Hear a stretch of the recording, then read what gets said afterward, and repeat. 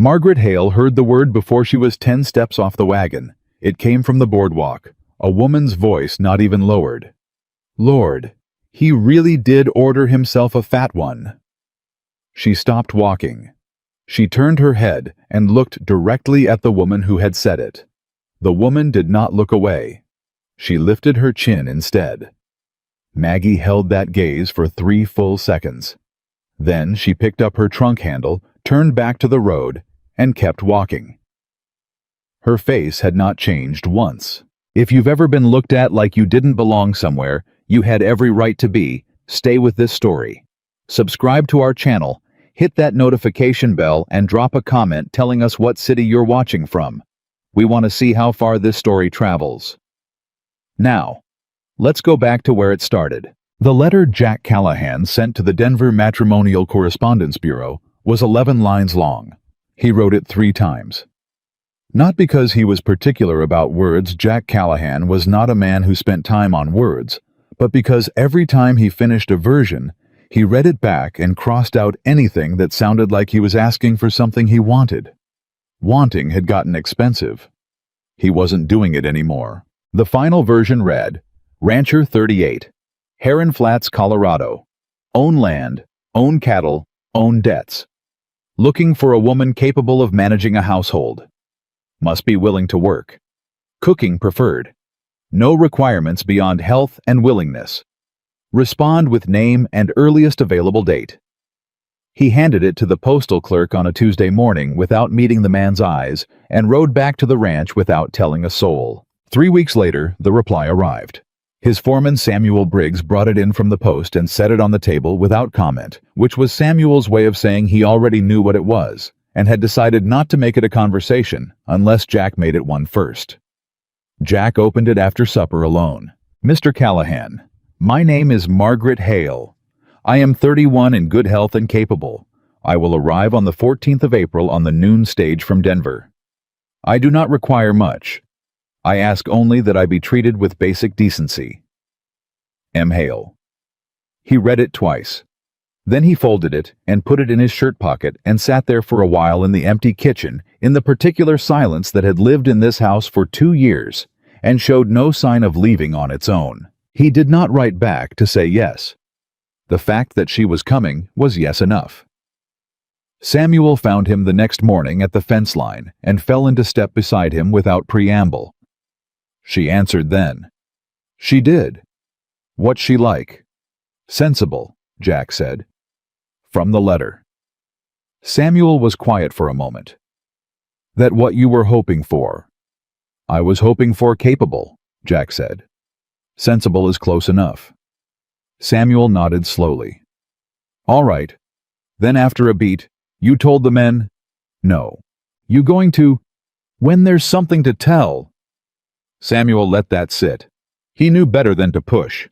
He'd known Jack Callahan for 12 years through the good seasons and the bad ones, and through Eleanor's illness and the 18 months after, and he'd learned that pushing Jack toward anything he wasn't ready to move toward was like pushing a fence post that had been sunk 6 feet deep. You'd tire yourself out long before it budged. He just said, I'll get the East Room cleared out, and left it at that. The morning of April 14th arrived cold and clear. Jack drove the wagon into Heron Flats alone. He told Samuel he didn't need company. What he meant was, he didn't want witnesses for whatever this turned out to be. The stage was 40 minutes late. That gave the town 40 minutes to arrange itself around the fact of his presence and start speculating out loud. Vera Hutchins materialized on the boardwalk in front of the dry goods store with the speed of a woman who had been watching for him. She had been Eleanor's friend. She reminded him of this regularly, as though the friendship transferred some authority over his choices. Jack Callahan, she said loud enough to carry. You're actually going through with it. He kept his eyes on the road coming in from the east. Morning, Vera. A mail-order bride. She said it the way someone says a thing they want other people to hear. At your age, after Eleanor. After Eleanor, he agreed flat. Have you even seen a photograph? No. That landed hard enough that Vera went quiet for a moment. Then she turned to Ruth Sayers beside her and said something low. Ruth made a sound in her throat. Jack watched the road. When the stage rolled in, it came with the usual noise. 3 passengers, a salesman with a case, an older man Jack didn't know, and then last a woman in a dark blue traveling dress who stepped down without hurrying, without looking for help, without any of the tentative quality of someone arriving somewhere they weren't sure of. She stood on the ground and she looked at the town. That was the moment Vera Hutchins said it. Lord, he really did order himself a fat one, loud and unashamed, the way women like Vera said, cruel things wrapped in the performance of just stating facts. The woman on the ground heard it. Jack watched her hear it. He saw the slight shift in her shoulders, the almost imperceptible pause in her breathing, and then the deliberate, unhurried way she turned her head and looked at Vera Hutchins directly. She held that look for 3 full seconds. Vera lifted her chin. The woman turned back, picked up her trunk handle, and walked toward the wagon. Her face had not changed. Jack stepped forward. "Miss Hale," he said. "Mr. Callahan." She stopped in front of him and extended her hand. Her eyes were gray-green and direct, and showed him nothing he hadn't earned the right to see yet. "Thank you for coming." He shook her hand. Her grip was firm and dry. "Wagon's here." "I can see that." He took her trunk and loaded it. She climbed up onto the seat without waiting for assistance, managing herself with the efficient movements of someone who had learned not to wait for help that might not come. He came around and got up beside her. As he turned the wagon out of town, he heard Vera say something to Ruth behind him. He didn't look back. They rode in silence for a while, long enough that most people would have started talking just to fill the space. Maggie Hale did not appear to be bothered by space. Finally, she said, "Your letter said you needed someone to manage a household." "That's right." "How many men on the ranch?" 7 hands. Samuel Briggs is foreman, 12 years with me." "The kitchen. What are we working with?" He glanced at her. "Cast iron. Wood stove." "Coal backup?" "No." "Pantry depth?" "It's been neglected," he said. The words came out flatter than he intended. She didn't soften it for him. "How long?" He felt that question in a place behind his sternum. 2 years. She nodded once. No expression of sympathy. No careful pause. Just a nod, and then, "I'll need a full inventory before I cook anything. I won't serve people food I can't account for." "Understood." "And a budget. Clear numbers. I don't work well on guesswork. Samuel handles the books. He'll sit with you first thing." "Good." She opened her small notebook and wrote something without asking permission. "What time do the men expect supper?" "They've been eating whenever someone gets around to it." She looked up from the notebook. "That changes tonight. He almost said you've been here an hour." He didn't. Because she wasn't wrong, and because there was something in the way she said it, not aggressive, not seeking his approval, just stating a fact about how things were going to be, that made arguing feel like the smaller option. 6 o'clock suits," he said. 6 o'clock it is." She went back to the notebook. He watched the road. After a while he said without planning to, "The town." "I heard what the woman said," Maggie said quietly. "I don't need you to address it." He was quiet. "I've been heard that way before," she said. "In different towns. Different words, same intention. I'm not going to fall apart over Vera Hutchins." She paused. "Is that her name? Vera?" "Vera Hutchins. She runs the dry goods with her husband." "Was she a friend of your wife's?" The directness of it nearly stopped him breathing. "Yes," Maggie nodded. "That explains the particular flavor of it." She closed the notebook. "You don't need to protect me from her, Mr. Callahan. I can manage Vera Hutchins." He believed her. That was the thing that unsettled him. He believed her immediately, and without qualification, based on about 90 seconds of watching her hold a stare on the street and not flinch. "All right," he said. "Good." She looked at the road ahead. "Tell me about the men. I want to know who I'm cooking for before I get there." So he told her. He described Samuel, steady fare, slower to warm than he looked, but loyal once he was. Gus Merriman, the oldest hand, 50s quiet, had been with the ranch longer than anyone except Samuel. Pete Dawes, reliable and watchful. The younger hands, including Clell Roper, 22, capable enough at ranch work, but loose with his opinions. Loose how? She said. He says what he thinks before he's thought it. About what? Jack was quiet a moment. About most things. Maggie took that in. I see. He's not malicious, Jack said. Just young. Young men who aren't corrected become something worse than young, she said. Not harsh, just plain. Jack didn't answer that because she was right, and he knew she was right, and acknowledging it felt like opening a door he'd kept shut for 2 years. The Callahan Ranch came into view with all the honesty of a place that hadn't had anyone paying close attention to it. The fencing along the approach was solid. Jack had kept the working parts of the operation running because that was survival. That was the cattle and the income and the thing that kept the whole apparatus from collapsing. But the house and the yard and the kitchen garden had the look of things that had been told they didn't matter anymore. Maggie looked at all of it once thoroughly and said nothing. Samuel came out from the barn when he heard the wagon hat in hand. "Miss Hale," he said with the careful warmth of a man who had decided in advance to do this right. "Welcome to the Callahan Ranch. I'm Samuel Briggs." "Mr. Briggs." She shook his hand the way she'd shaken Jack's firm, direct no performance. "I'd like to sit with you tomorrow morning on the household budget. Tonight I need to see the kitchen and pantry."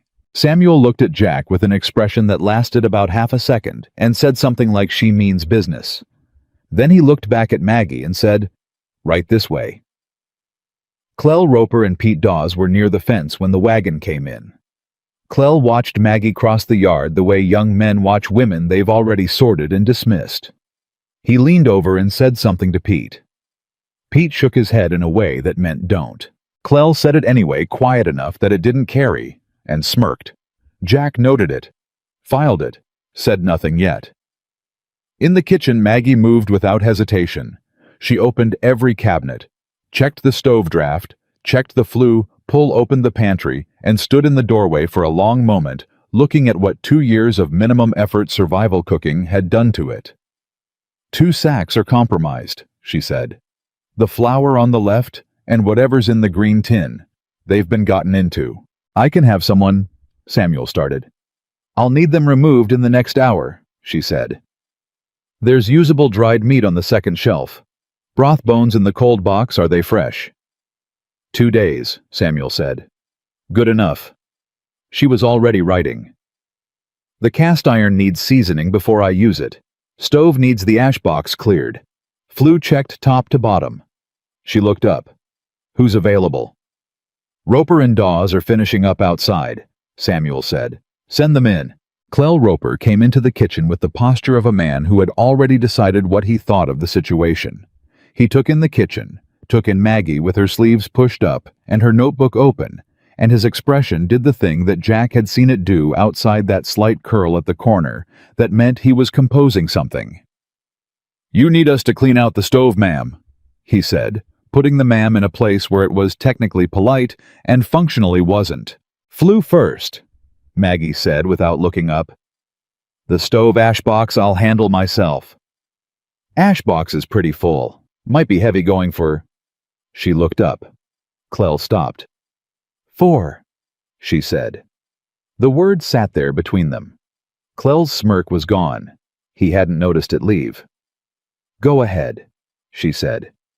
Her voice was even, patient, like she had all afternoon and was genuinely interested in hearing the end of the sentence. "Finish it." Clell said nothing. "The flue, Mr. Roper," she said. "Thank you." He went to the flue. He did not say another word. Pete Dawes passed her on the way to the supply shelf and caught her eye for just a moment. He dipped his chin. She returned it. The afternoon ran hard and fast. Maggie worked without stopping, without consulting anyone for permission, without once asking whether she was doing it right.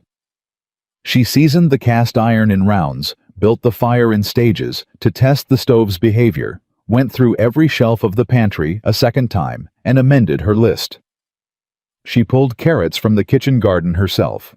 Gus Merriman found her there and stood watching with his hat in his hands. "Thought that garden was done," he said. "Carrots don't quit easy," she said, working them loose from the ground. "Neither do I." Gus looked at her for a moment. Then he said, "You want help?" "If you've got a spare 10 minutes and a strong back, yes." He pulled carrots beside her for 10 minutes without another word. When they were done, he carried the basket inside for her, set it on the counter, and left without making anything of it. At 5 o'clock, Jack appeared in the kitchen doorway. He'd been at the south fence all afternoon, doing work that could have waited, because staying near the house while she settled felt like hovering, and he wasn't a man who hovered.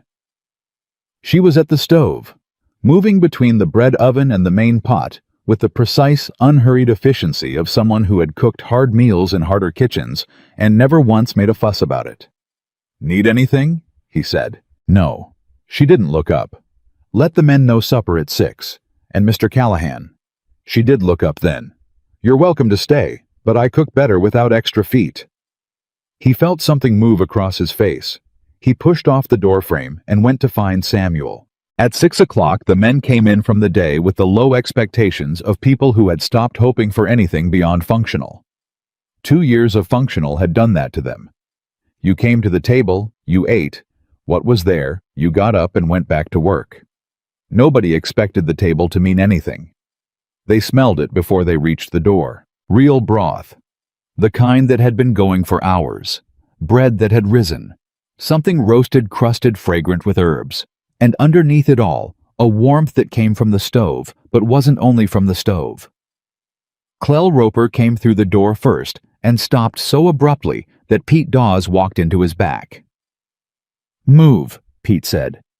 Then he smelled it too and stopped talking. Gus Merriman went straight to the breadbasket, tore a piece standing up, and ate it before he'd fully pulled out his chair. He stopped mid-chew. He sat down slowly. "Lord," he said to no one. Just said it out loud because it needed saying. Samuel took his seat, looked at the table, and then looked at Maggie, serving from the far end with the composed practicality of a woman who had made this meal and was not going to perform humility about it. "Miss Hale," he said quietly, "this is something." "Eat while it's hot," she said. Jack sat at the head of the table. He looked at the meal in front of him. He looked at the bread in the basket, and the broth in the bowl, and the roasting pan making its way down the table with the particular smell of food that had been made with genuine attention rather than obligation. He had not seen this table look like this in 2 years. He picked up his spoon because the alternative was to sit there and feel everything at once in front of 7 men and a woman he'd known for 7 hours. He ate. The broth hit him somewhere he hadn't expected. It was just food. He knew it was just food. But it was food made by someone who cared about the specific result, who had tasted and adjusted and thought about what 7 tired men needed at the end of a hard day, and built toward it from nearly nothing. Across the table, Clell Roper had gone completely silent. He was on his second piece of bread and working through the meat with the focus of a man who had nothing left to say because his mouth had other priorities. The table was quiet in a way it hadn't been in years.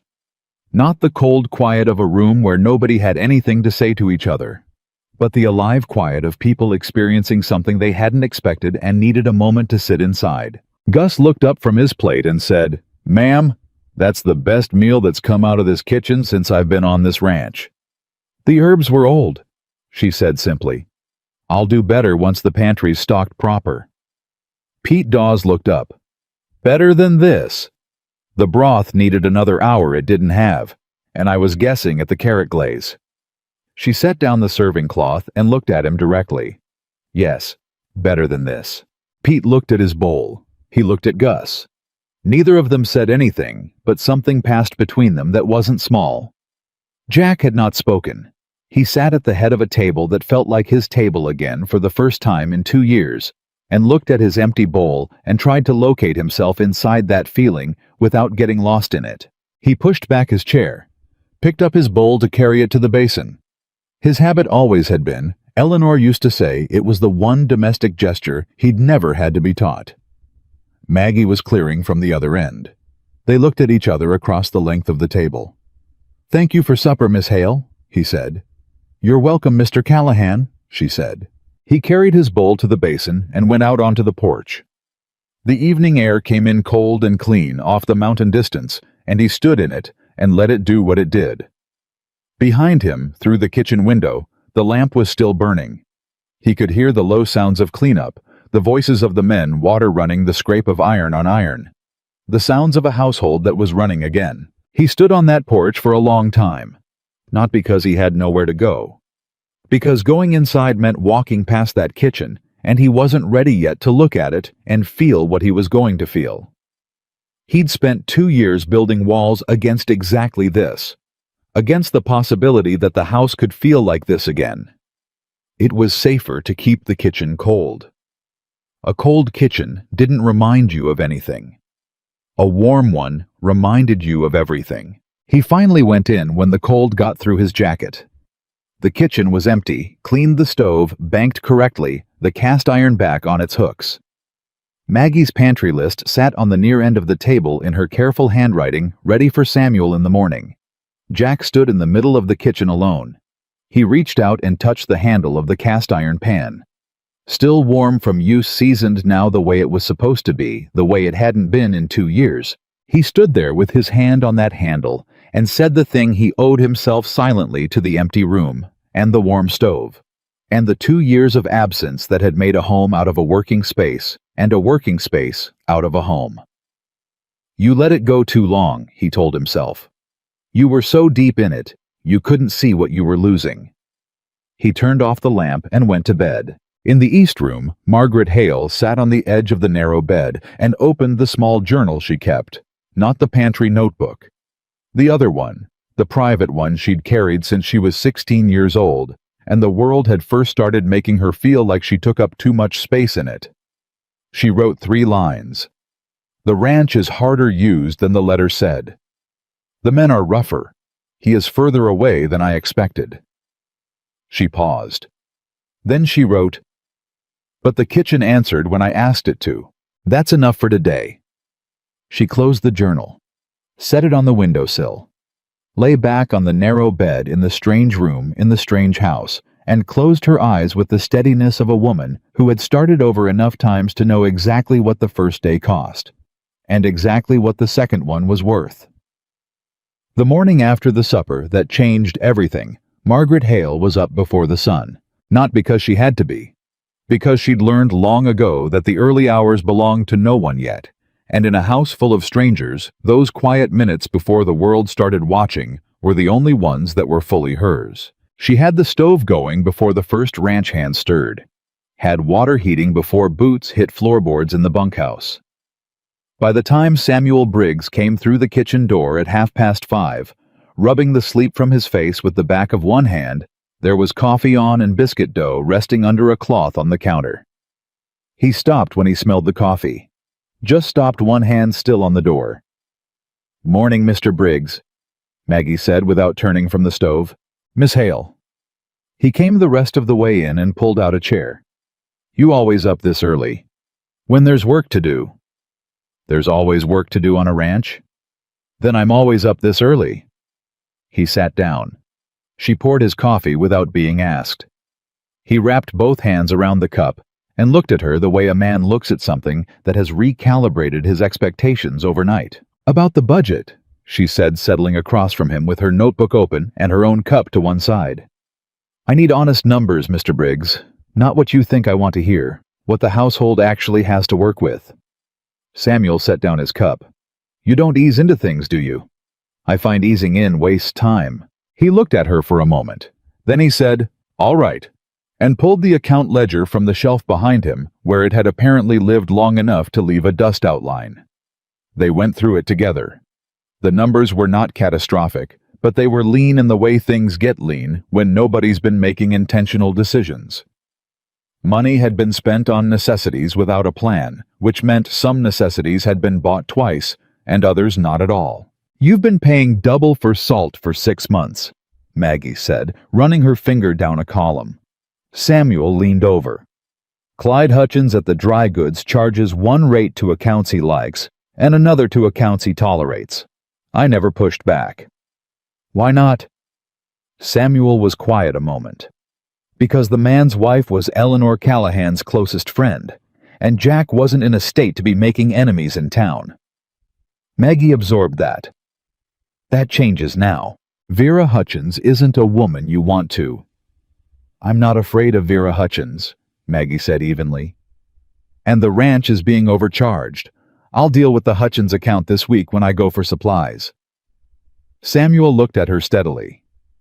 You're going to walk into Vera Hutchins's dry goods store. I'm going to walk into the dry goods store and conduct the household's business at a fair rate, she said. What Vera Hutchins does with that is her concern. Samuel picked up his coffee. He took a long sip. Then he said low, and almost to himself, Lord, I wish you'd been here 18 months ago. Maggie wrote something in her notebook. What did you order last month for Staples? They worked for an hour. By the end of it, Maggie had a reorganized budget that freed up $11 a month by cutting redundancy and renegotiating implied costs. She'd made 3 lists: immediate needs, weekly rotation, and monthly stores. She had also made a 4th list, separate from the others, which she did not explain to Samuel, but which he caught a glimpse of a column of names, the men's names, with notes beside each one that he couldn't quite read. What's that? He asked. Preferences, she said. Dietary needs. Anything I should know before I feed someone. You're going to ask each of them. Already started, she said. Gus Merriman can't do onion stomach problem. He mentioned it last night when he thought nobody was listening. Pete Dawes favors black coffee, no sweetening, I noticed.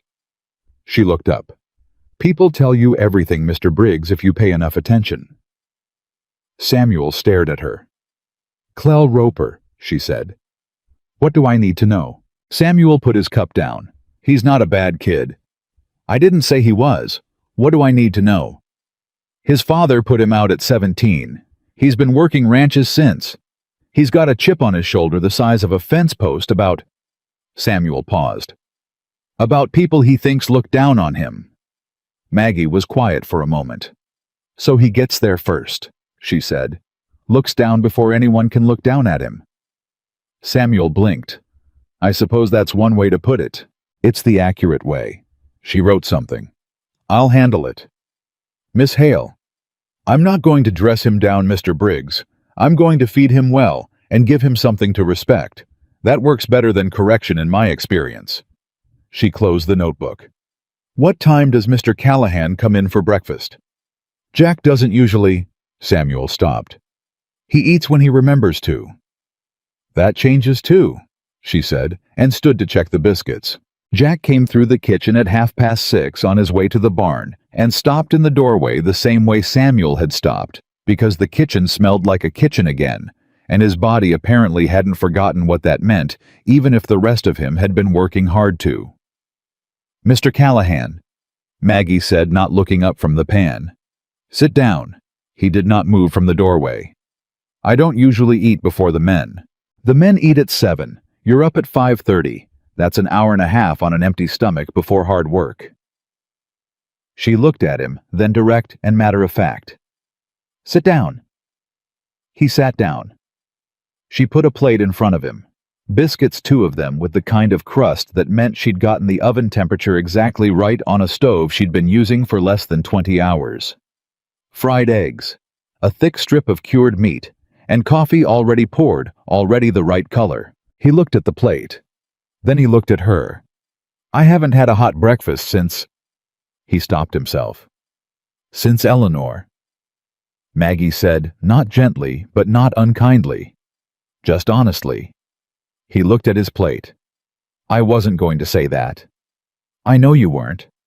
She sat down across from him with her own cup. But it's not a word I'm afraid of, Mr. Callahan, and you shouldn't be afraid of it in your own kitchen. The directness of it hit him somewhere between the ribs. He picked up his fork. I'm not afraid of it, he said. All right, she said, and didn't push. He ate. She watched the stove, and made notes in her book and didn't watch him eat, which he appreciated more than he expected to. Eleanor used to watch him eat the way people watch something they love openly without apology. This was different. Maggie Hale gave a person space to exist without an audience, and he hadn't realized how much he'd needed that until it was offered. "You're going to town today," he said halfway through the second biscuit. "Tomorrow. I need one more day on the kitchen first." "Samuel going with you?" "I'll go alone." He looked up. "Vera Hutchins." "Mr. Callahan." She met his eyes. "I held Vera Hutchins's stare from 20 feet away yesterday without blinking. I think I can manage her dry goods store." He said nothing for a moment. "She'll make it unpleasant. Most things worth doing have some unpleasant in them." She stood and went to the stove. "Eat your eggs before they go cold." He ate his eggs. By the time the ranch hands came in for breakfast at 7, the table was set, and the food was hot, and Maggie had already been working for 2 hours. The men came in with the expectation of yesterday's supper still sitting somewhere in their memory. And when the reality of the breakfast matched the memory, something shifted in the room. Not dramatically, not all at once, but perceptibly. Gus Merriman sat down, looked at his plate, and noticed there were no onions. He looked at Maggie across the kitchen. She was at the stove with her back to him. He opened his mouth, closed it, picked up his fork. Pete Dawes wrapped both hands around his coffee cup, took one sip, and sat back in his chair with the expression of a man who had been handed something he'd stopped expecting. Clell Roper came in last because Clell Roper always came in last, and sat in the seat he always took and looked at the plate in front of him, with slightly less attitude than he'd carried in with him, because the smell in the kitchen had done something to his posture before he'd fully decided on a position. He ate without saying anything for a full 5 minutes, which was the longest Clell Roper had gone, without saying anything in Samuel Briggs's recent memory. Then he said not to anyone in particular, "Biscuits are better than last night." Maggie at the stove said, "Had more time this morning." Clell nodded once like he was filing information, then he went back to his plate. Samuel, sitting at the end, caught Jack's eye across the table. Jack looked back at him and said nothing, and picked up his coffee. The day moved. Maggie spent the morning making the kitchen fully hers. Not by taking anything away, or changing anything that didn't need changing, but by learning every quirk and tendency of the equipment, the way a good horsewoman learns the specific personality of a horse, not to override it, but to work with it. The stove had a hot spot on the left side she needed to account for.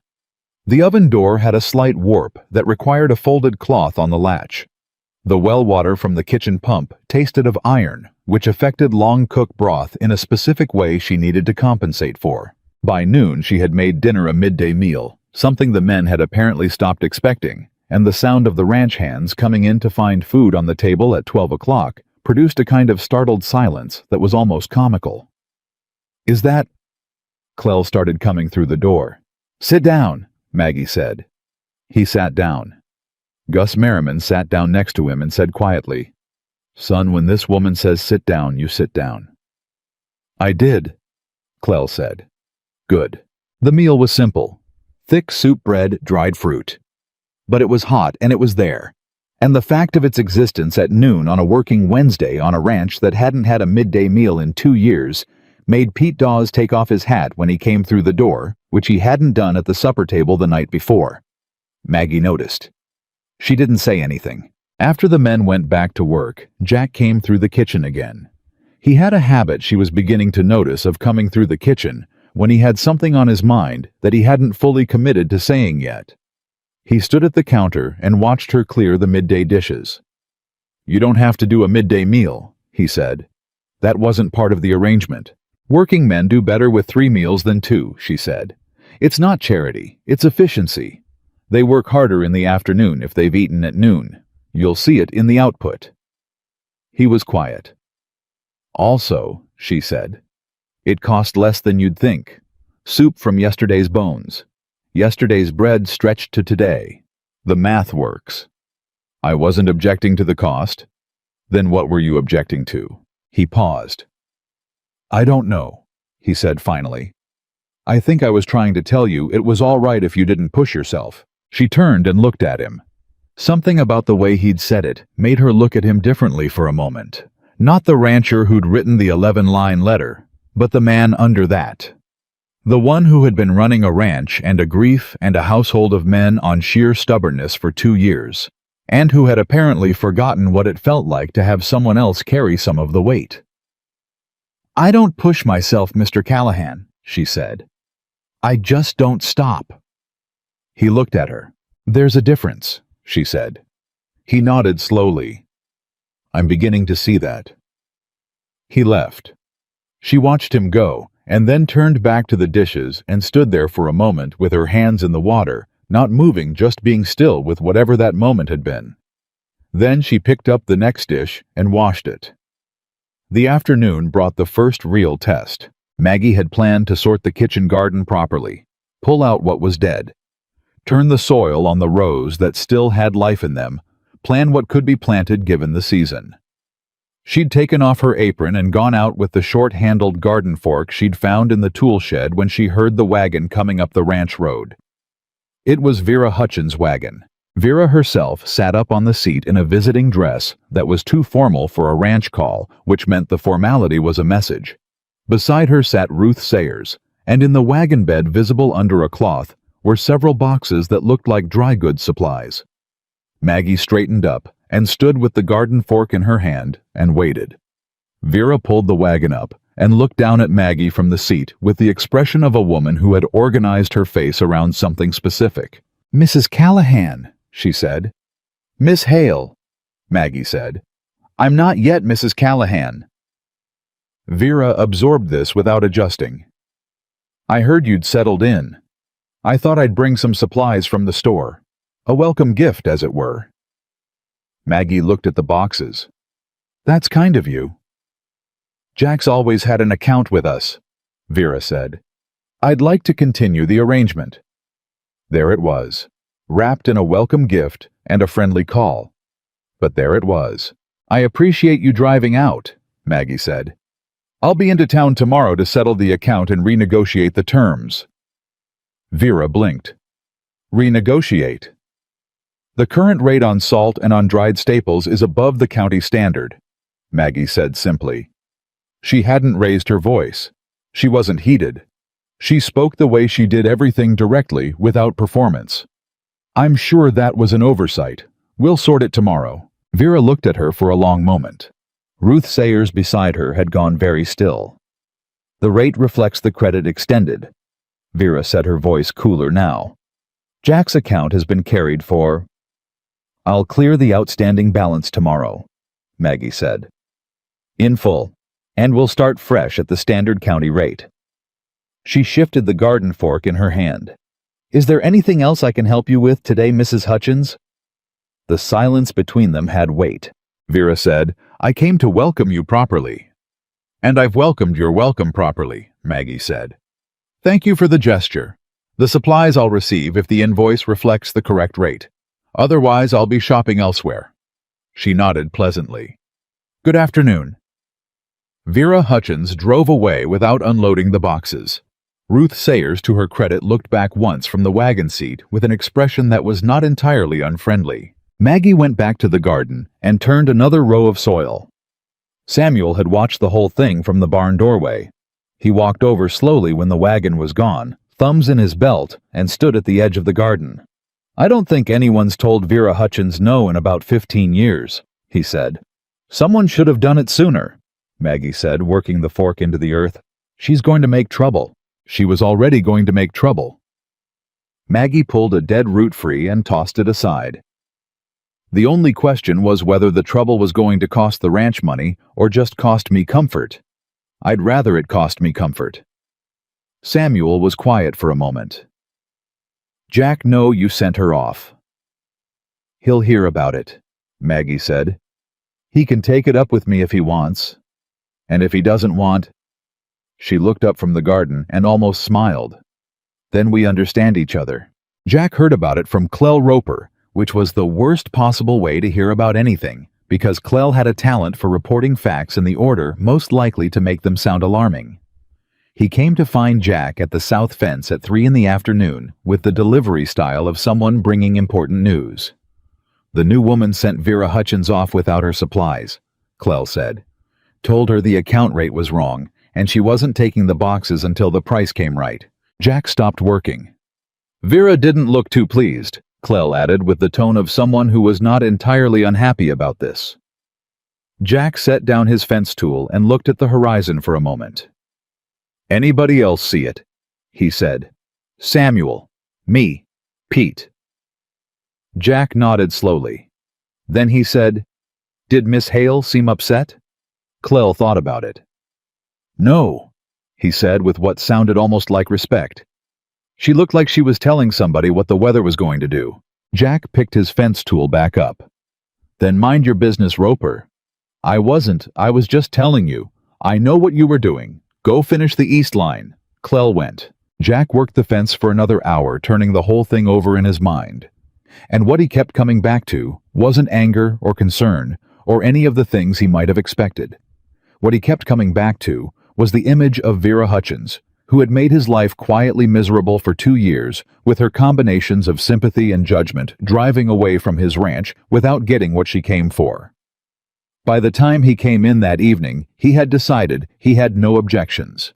He came through the kitchen at 5:30 to find Maggie deep in planning for supper. He stopped in the doorway. Heard about Vera Hutchins, he said. She kept working. I figured you would. Anything you want to tell me about it? She looked over her shoulder at him. The account was being overcharged by roughly 30% on 3 staple items. I've declined the delivery at the inflated rate. I'll clear the balance and renegotiate tomorrow. Vera's going to take it personally. Vera already took it personally, Maggie said. She came out here to establish that the Callahan household accounts run through her. I let her know politely that they run through me now. Jack was quiet. If you have a different preference, Maggie said, I'd like to hear it. No, he said. I don't. He came into the kitchen and sat down at the table. Clyde Hutchins has been overcharging this ranch for 2 years, and I didn't push back because... He stopped.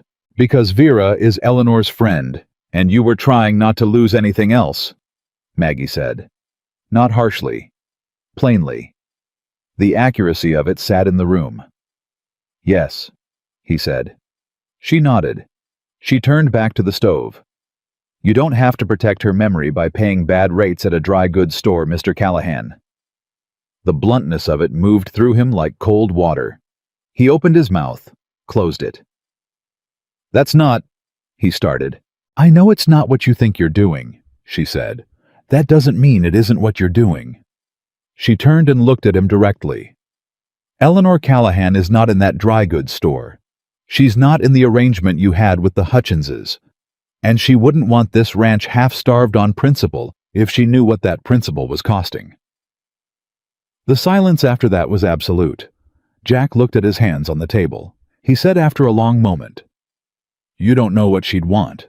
No, Maggie said. I don't. I'm sorry. That was too far. He looked up. She was watching him with the same steady gray-green eyes that hadn't changed once since she stepped off that stage, and there was something in them that wasn't pity and wasn't calculation. Just an honest acknowledgement that she'd overstepped.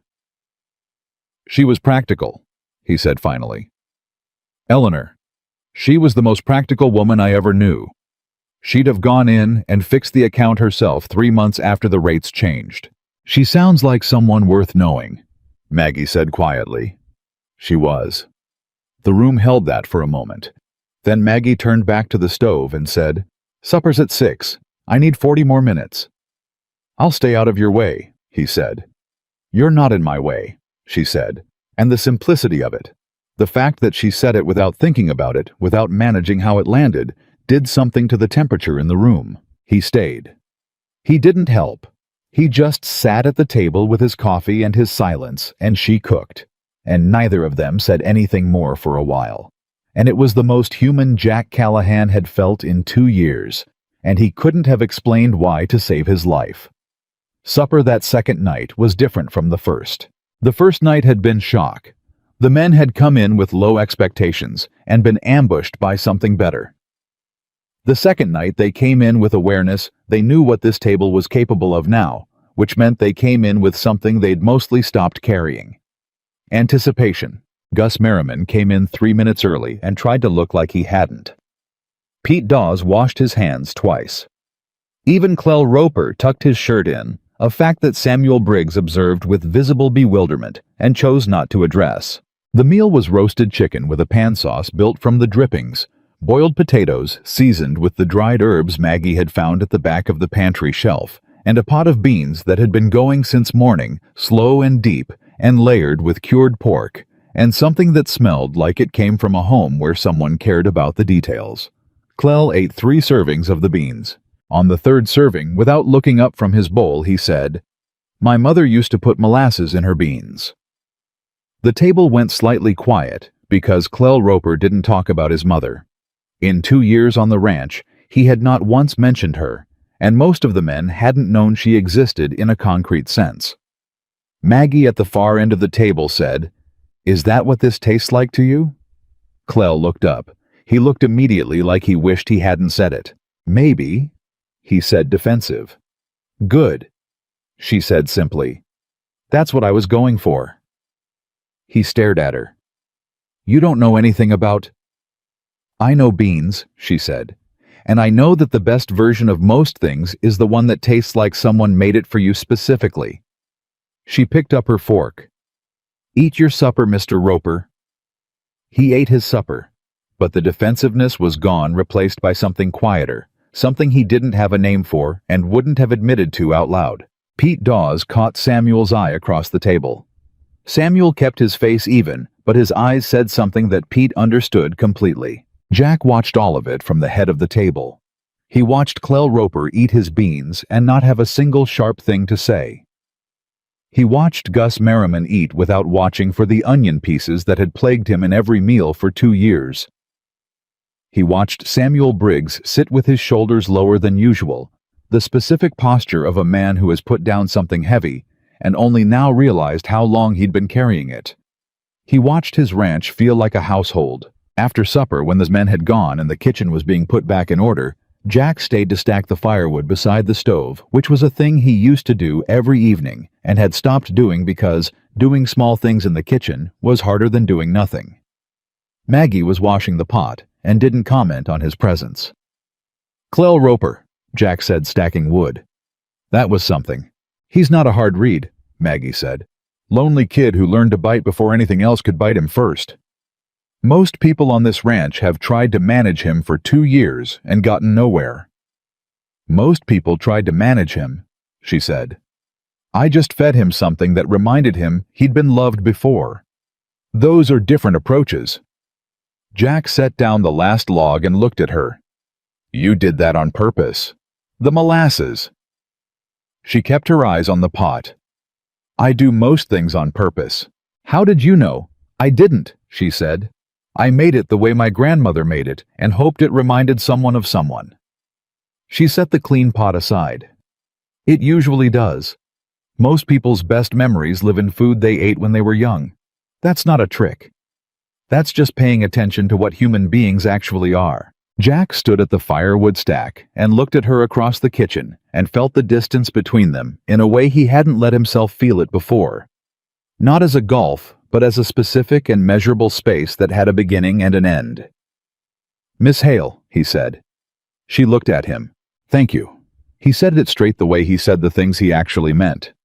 "Not for the food. For—" He gestured one hand at the kitchen at the evening at the indefinable thing that had changed in the house in 2 days. "For this." She held his gaze. Something moved through her expression that she didn't quite hide in time. Something that was not composure and was not professionalism. Something real and briefly visible and then contained. "You're welcome," she said. "Mr. Callahan." He nodded once. He went to the door. "Jack," she said. He turned. She picked up the pantry list from the counter and held it out. "Sign this before I go to town tomorrow. I've added 2 items above what we discussed. I want your approval before I spend the ranch's money." He crossed back and took the list. He looked at it. Both additions were reasonable. Both were things he wouldn't have thought to add, but that made clear sense the moment he saw them.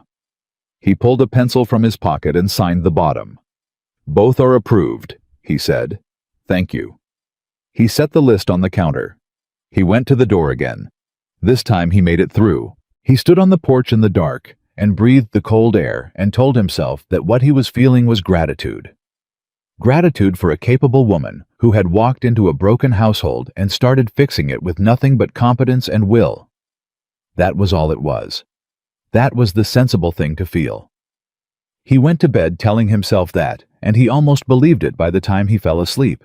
What he didn't know, what he wouldn't know for several days, was that 3 miles down the road in Heron Flats, Vera Hutchins was sitting at her kitchen table writing a letter to a man named Douglas Hale, a man who shared Maggie's surname, a man whose return address when the letter eventually came back would be Denver. Vera Hutchins was thorough when she was motivated, and she was very, very motivated. The letter arrived on a Thursday. Maggie didn't know about it yet. She was in town. She had driven the supply wagon into Heron Flats alone that morning, the way she'd told Jack she would with her reorganized budget and her list and the particular composure of a woman who had decided exactly how the day was going to go and was not open to revision. Samuel had offered to come. Jack had offered to come. She had thanked them both and taken the wagon herself. The Hutchins dry goods store was the second building on the left coming off the main road, and Vera Hutchins was behind the counter when Maggie walked in, which meant Vera had been watching for her, which meant Vera had been expecting this and had prepared. Clyde Hutchins was there too, which was unusual for a Thursday morning. He was a thin man with careful eyes who let his wife conduct the social business of the store while he managed the inventory. But today he was standing at the counter with his arms folded and the expression of a man who had been briefed. "Mrs. Callahan," Vera said. "Miss Hale," Maggie said, and set her list on the counter. She went through it, item by item. She had the county standard rates written in the right-hand column, sourced from the territorial trade bulletin she'd found in Samuel's account files. She had the Callahan account's current rates written in the left-hand column. The difference was documented line by line in Maggie's careful handwriting. Clyde Hutchins looked at the list. He looked at his wife. Vera said, "The rates reflect the credit risk on a long-standing account." "The account has never defaulted," Maggie said. "Not once in 12 years.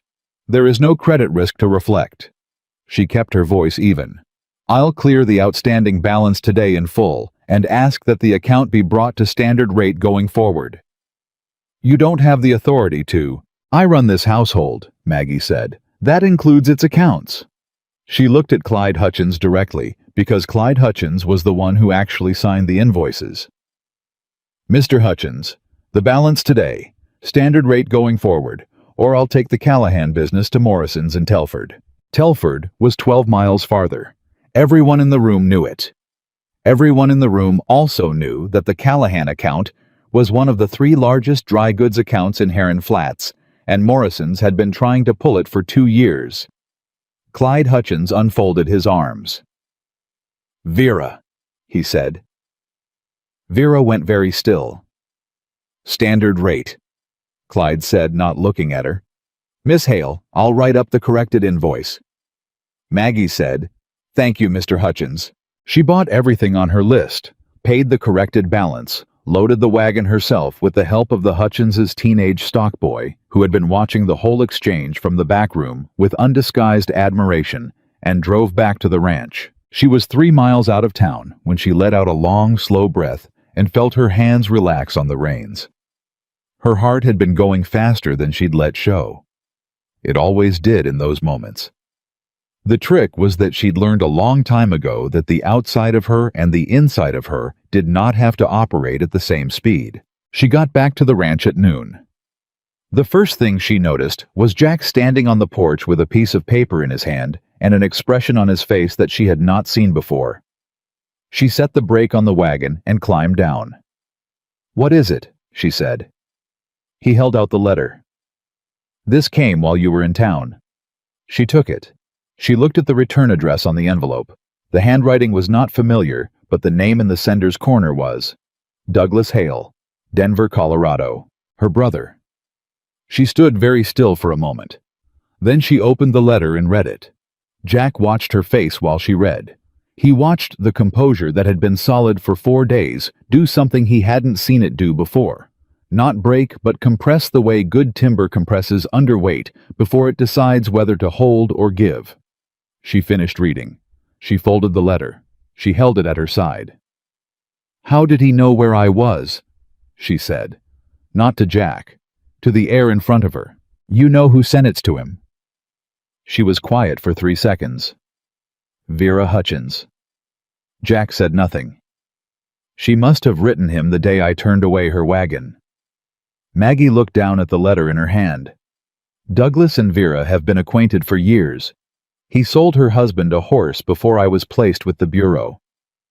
"What does the letter say?" She looked up at him. "He's coming." The words landed in the space between them. "When?" Jack said. "End of the month." She paused. "He says he's coming to ensure I'm settled appropriately." Jack watched her face. "Is that what he's actually coming for?"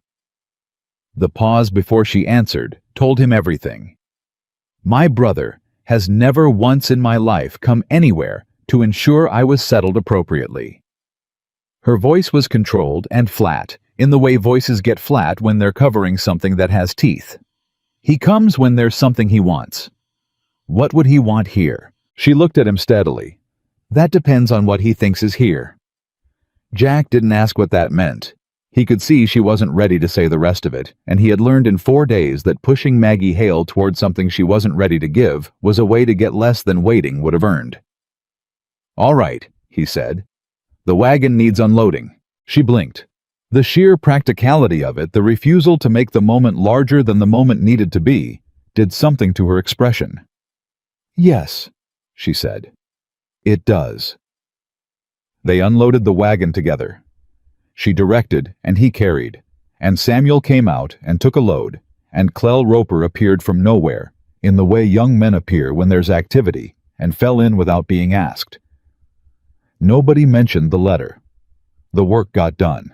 That evening at supper, Maggie cooked the way she always cooked, with full attention.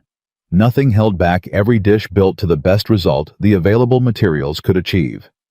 The men ate. The kitchen was warm. But Jack watched her from the head of the table and saw the thing she was carrying underneath the composure, the way you can see weight on a person, not in their posture, but in the small moments when they think nobody's looking. She caught him looking once. He looked away. She looked away too, but slower. After supper, when Samuel and the men had gone, and Maggie was banking the stove, Jack poured 2 cups of coffee without asking, and set one on the table near where she was working. She looked at the cup. She picked it up. "You going to tell me about your brother?" he said. She sat down across from him. She wrapped both hands around the cup, the way Samuel did, like the warmth was part of the point. "Douglas is 4 years older than me," she said. "When our parents died, I was 19. He was 23 and already had debts I didn't know about. He managed the estate." She stopped. "There wasn't much left of it by the time I was legally old enough to ask questions."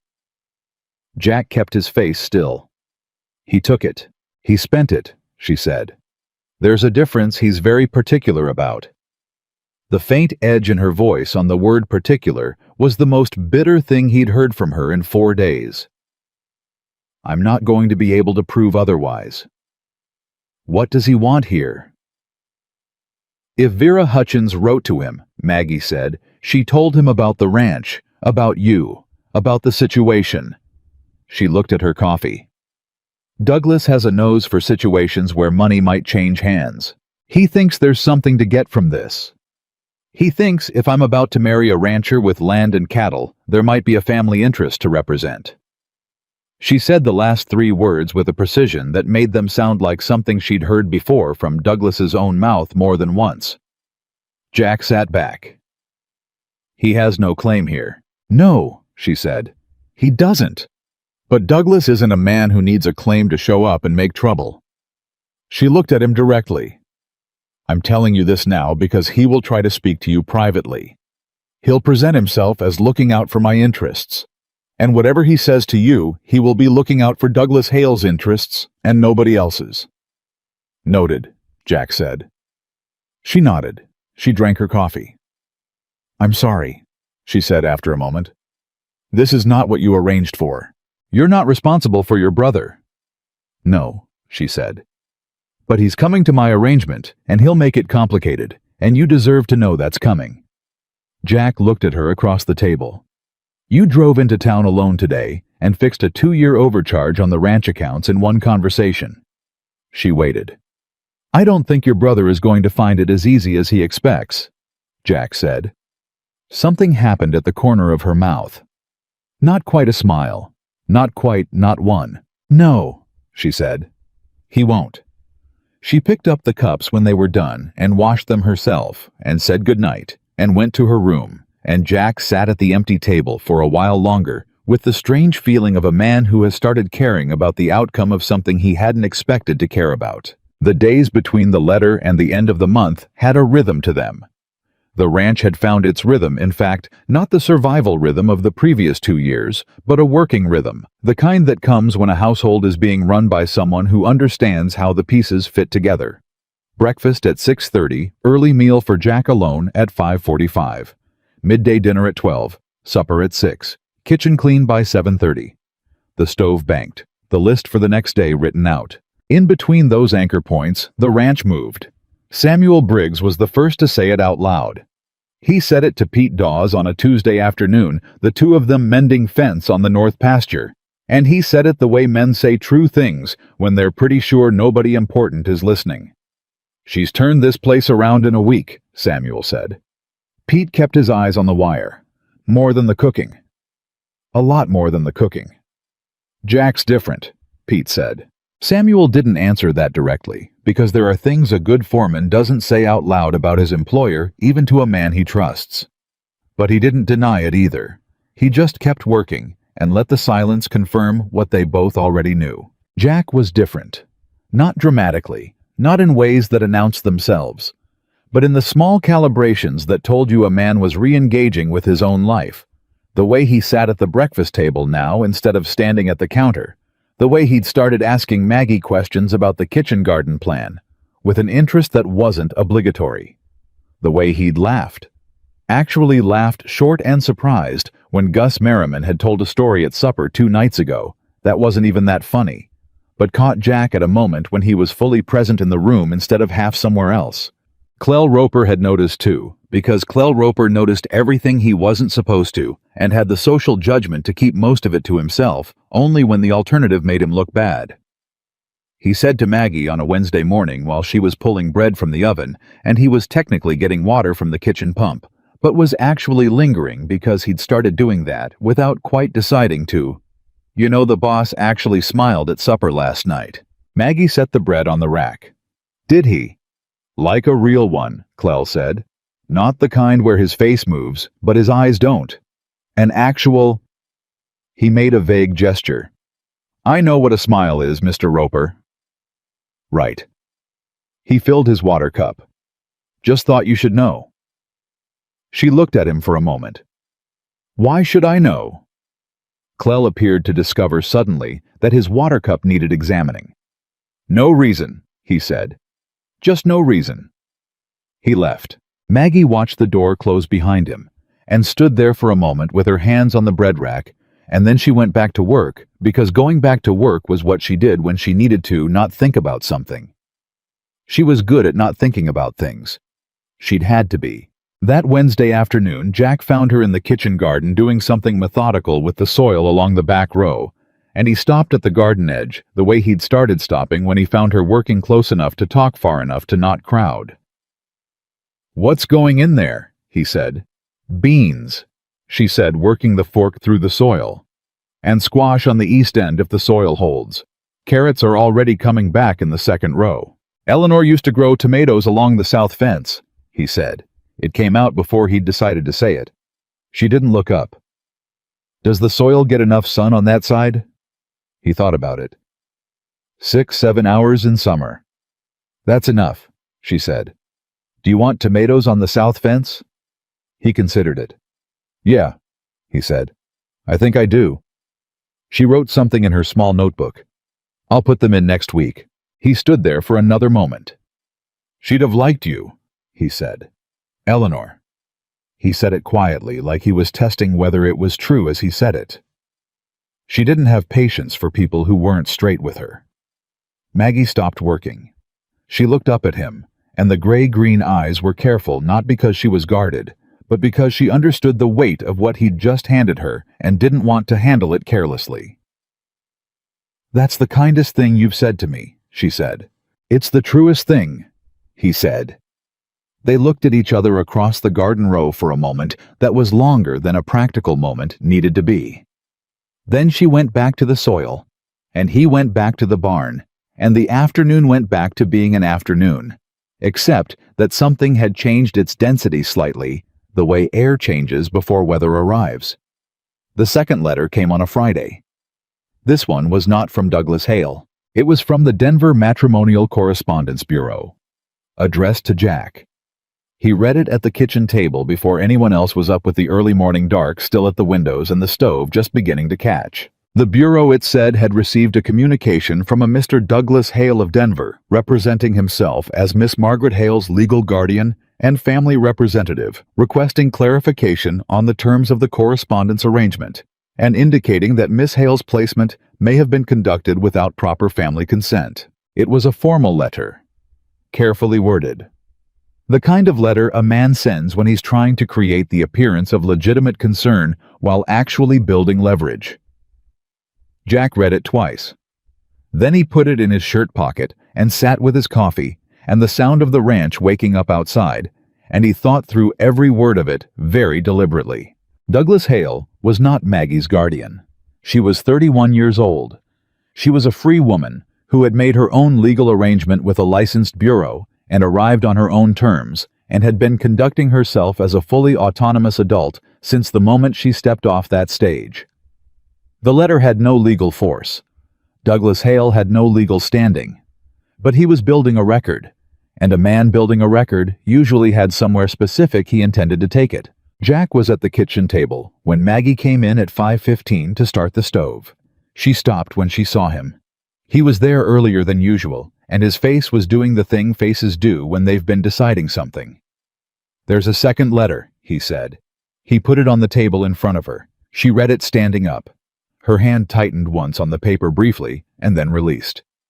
"He contacted the Bureau," she said, "representing himself as your guardian. He is not my guardian." The words came out stripped of everything, just the plain fact of them.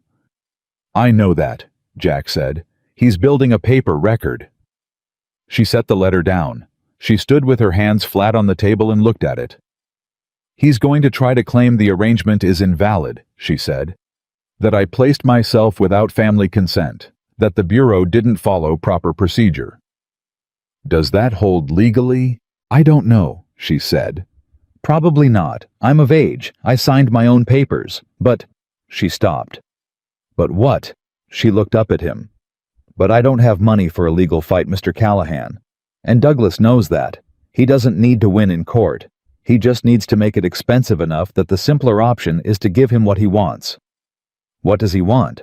"Money," she said, "or the threat of it used as leverage to get something else he wants. I don't know yet what he's decided this is worth." She straightened. "He's arriving at the end of the month. That's 9 days."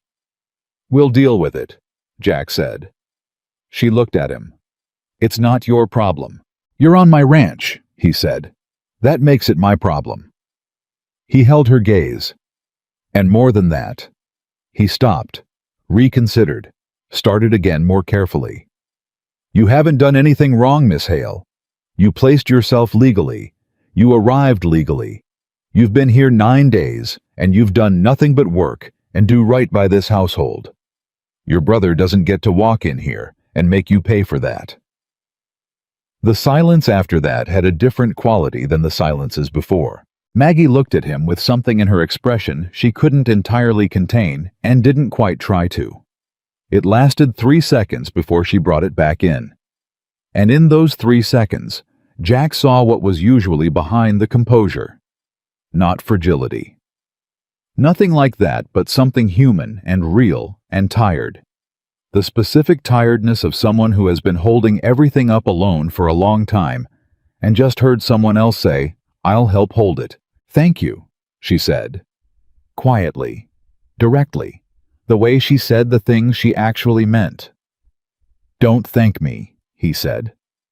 "Let me know if there's anything you need me to do." She nodded. She went to the stove and started the fire. He stayed at the table with his coffee until the kitchen warmed up, and neither of them said anything more, and it was enough. Saturday brought a visitor none of them had expected. Judge Archibald Pruitt, who had presided over the Heron Flats County Circuit for 11 years, arrived at the Callahan Ranch on horseback at 10 in the morning, which was unusual because Judge Pruitt generally conducted his business in his office or the courthouse and was not in the habit of riding out to ranches on social calls. Jack met him at the gate. "Arch," he said. "Jack?" The judge dismounted with the careful movements of a man in his 60s who had been on a horse for an hour and was reminding his joints of that fact. "I'll take 10 minutes of your time if you'll give it." They went to the porch. "I heard from Douglas Hale," the judge said without preamble. "He wrote to me directly, presented himself as the aggrieved family representative of a young woman placed improperly through a matrimonial bureau." Jack felt something cold move through his chest. "He wrote to you," Jack said. "He wrote to me to the Territorial Land Office, and based on what I'm hearing from the Telford Circuit, to Judge Carver over there as well." The judge looked at him steadily. "He's casting a wide net, Jack. This isn't a man making a family inquiry. This is a man running a strategy." "What's the strategy?" "Best I can read it," Judge Pruitt said. "He's building a case that the placement was improper, which in his reading might complicate the legitimacy of any formal arrangement between you and Miss Hale. If the arrangement is in question, then any property or financial agreement attached to it might be in question." He paused. "You haven't formalized anything legally yet, I take it." "We haven't." "Good. Don't yet. Not until we've dealt with Hale." He leaned forward. "Is the woman here of her own will?" "Yes." "Is she in good health and sound mind?" "Without question." "Has she indicated any wish to leave or any concern about her situation here?" "The opposite," Jack said. "She walked into town and renegotiated our dry goods account on her second day." Something moved across the judge's face that was almost a smile. "I heard about that too." He sat back. "All right. When Hale arrives, I want to be present. Don't let him meet with you or Miss Hale alone. Witnesses matter." "Understood. And Jack?" The judge looked at him squarely. "Whatever this is between you and the woman, figure out what it is.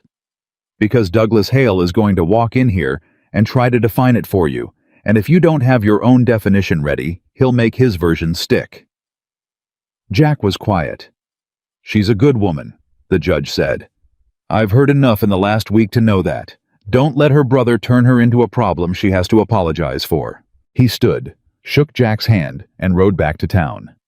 Jack stood on the porch for a long time after the judge left, looking at nothing, turning the last thing Pruitt had said over in his mind like a coin he was trying to identify. Figure out what it is. He was not a man who lied to himself as a general rule. He'd found over 38 years that lies you told yourself were the most expensive kind because you couldn't collect on the truth later without paying the interest on the deception first. So he stood on the porch and did not lie to himself. He thought about a woman who had stepped off a stage in a town that had already decided to dismiss her and had held the dismissal stare for 3 full seconds without blinking. He thought about biscuits at 5:45 in the morning because she'd decided working men ate before work. He thought about "Finish that sentence, please," and the way Clell Roper had not finished it.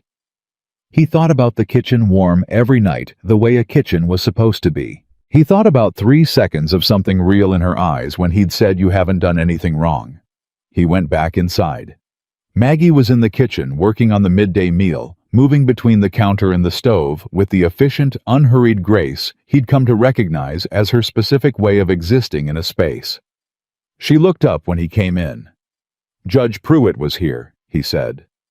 She stilled. He told her everything the judge had said, all of it. He didn't soften it or manage how it landed, because she'd told him on that first wagon ride that she was a practical woman and practical women deserved practical information. She listened with her hands still on the counter and her face doing the compression thing, holding everything steady through force of character rather than absence of feeling. When he finished, she said, "He wrote to the Territorial Land Office." "Yes." "And to 2 judges." "Yes."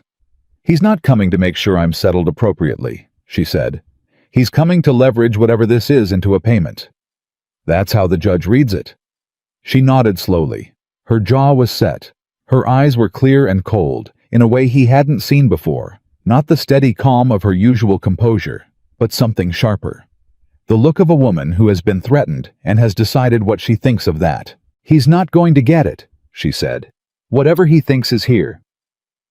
"No," Jack said. "He's not." She looked at him. What did the judge mean when he said to figure out what this is? The directness of it arrived before Jack had a defense up. He stood in the kitchen doorway and looked at her and made the decision in the space between one breath and the next to answer her with the same straightness she'd given him from the first hour. "I think he meant," Jack said carefully, "that your brother is going to come here and try to say this arrangement is something less than what it should be. And if it's going to hold—" He stopped. "If we're going to hold against whatever he brings, it helps if we both know what we're standing on." Maggie looked at him for a long time. "What are we standing on, Mr. Callahan?" she said. The question sat into the warm kitchen air between them. Outside, a horse moved in the paddock.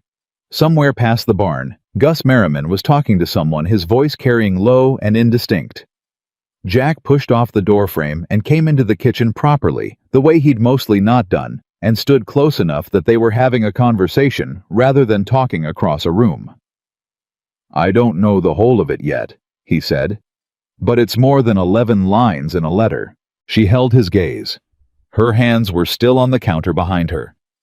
"Yes," she said. "It is." Neither of them moved for a moment. Then Maggie said, "I have to get the midday on," and turned back to the stove.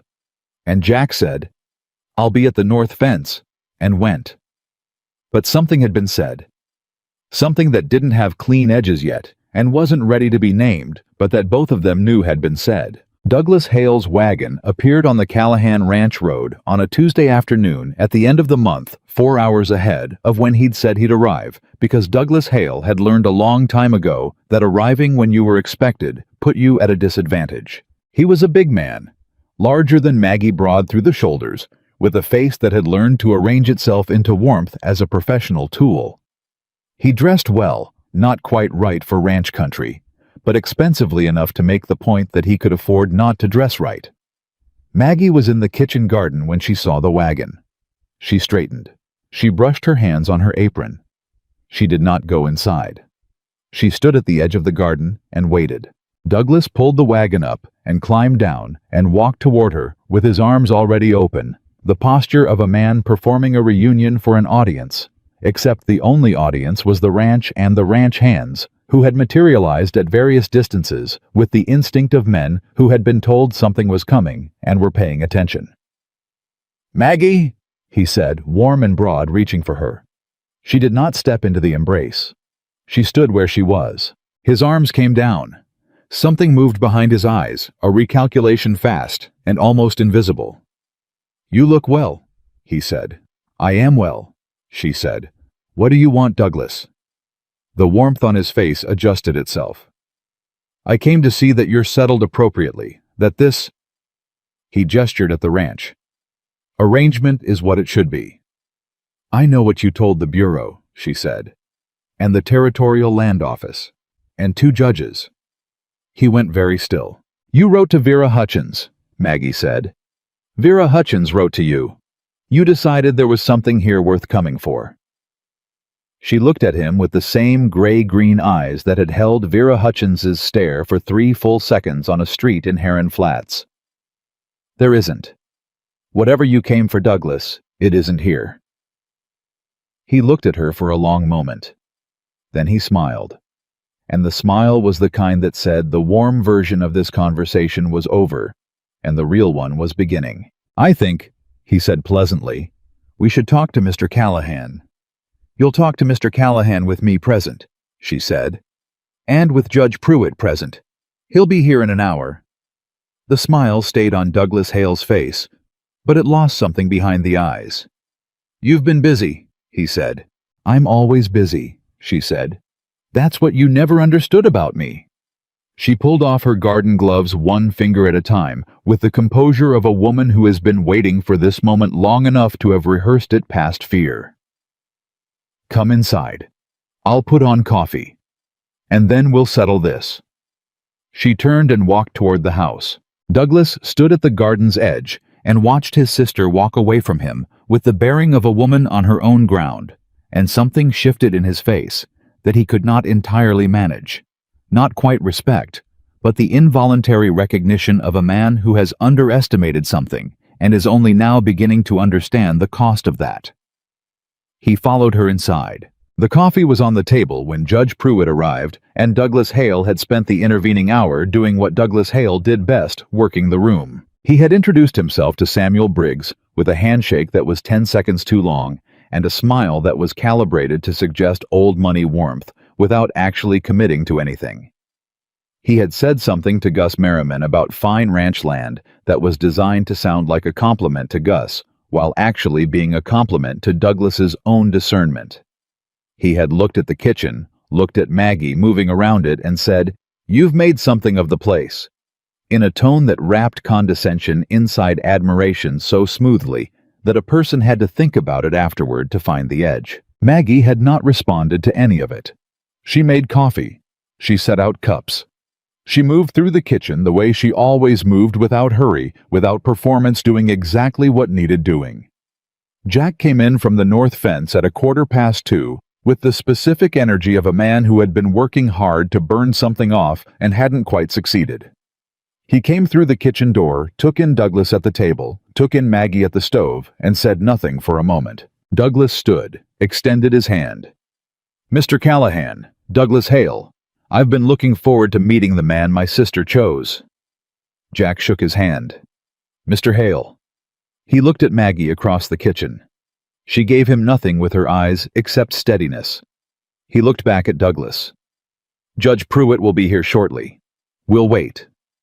"Of course," Douglas said pleasantly. "Of course." He sat back down and wrapped his hands around his coffee cup and looked around the kitchen with the eyes of a man appraising, and Jack sat at the head of the table and watched him do it and said nothing and let the silence be what it was. Maggie put a plate of biscuits on the table without comment. Douglas took one, ate it. His eyebrows moved upward in what appeared to be genuine surprise. "These are exceptional," he said, looking at Maggie. "Thank you," she said without turning. "You always could cook," he said. "Mother used to say that was your gift." "Mother said a great many things," Maggie said evenly. "Sit down, Douglas. The judge will be here soon."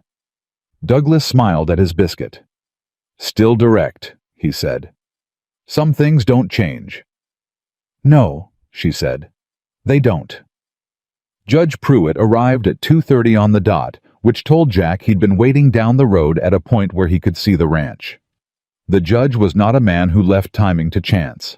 He came in, took off his hat, looked at Douglas Hale with the measured expression of a man who had read 3 letters and formed a view, and said, "Mr. Hale, Archibald Pruitt, Circuit Judge." Judge. Douglas rose and shook hands with the automatic courtesy of a man who was good at rooms. "I appreciate you taking an interest in my sister's welfare." "I'm taking an interest in the facts of the situation," the judge said, sitting down. "That's slightly different." He pulled a small notebook from his coat. "You wrote to me to the Territorial Land Office and to Judge Carver in Telford representing yourself as Miss Hale's legal guardian. As her family representative." "She is 31 years old, Mr. Hale," the judge said. "In the territory of Colorado, a woman of 31 requires no family representative to enter a legal correspondence arrangement. So let's set that framing aside and talk about what you actually want." The pleasantness on Douglas's face thinned slightly, just slightly. "I want to ensure that my sister's arrangement is appropriate and that her interests are protected." By writing to the Territorial Land Office, Jack said. Douglas looked at him. I wanted to understand the nature of any property arrangement. There is no property arrangement, Jack said. Miss Hale arrived as a household manager. There are no papers between us beyond the bureau correspondence. Yet, Douglas said. The word sat in the room. Yet, Jack said steady. That's correct. Douglas leaned back in his chair and looked at his sister. Maggie. You came out here on a bureau letter to a man you'd never met to a ranch in the middle of Colorado without telling anyone. Without asking anyone. I am 31 years old, she said. I don't require permission. You required nothing. Not even... He paused for effect. Not even the return of what was left of the estate. The room temperature changed. Maggie put down the cup she was holding. She turned from the stove and faced her brother fully for the first time since he'd sat down. There was nothing left of the estate, Douglas. You managed it for 4 years. There was nothing left. That's a serious characterization. It's a factual one. Her voice was flat and clean. I have figures. I kept records. I kept every figure I could access from the moment I was old enough to ask for them. Something moved across Douglas's face. A recalculation. He hadn't expected the figures. Records can be interpreted multiple ways, he said. Mine aren't interpretive, she said. They're documented. She looked at the judge.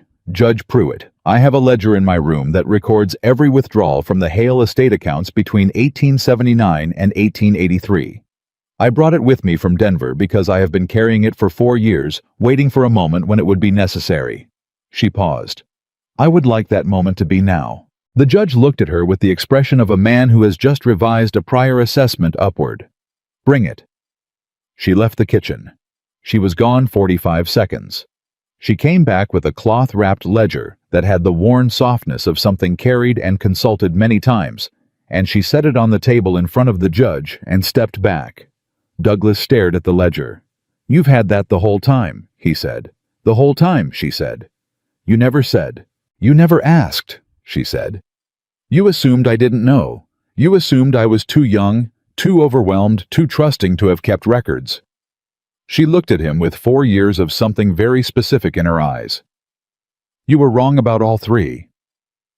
Douglas's mouth opened, closed. The judge opened the ledger. He read in silence for a full 2 minutes. Nobody spoke. The kitchen was so quiet that the fire in the stove was audible. Then the judge said without looking up, Mr. Hale, there are 7 withdrawals here in excess of $400 each that have no corresponding notation of purpose. Operational costs. From a closed estate. The judge looked up. Your parents' estate was in probate closure during this period. There were no operational costs. He set the ledger flat on the table. Tell me something.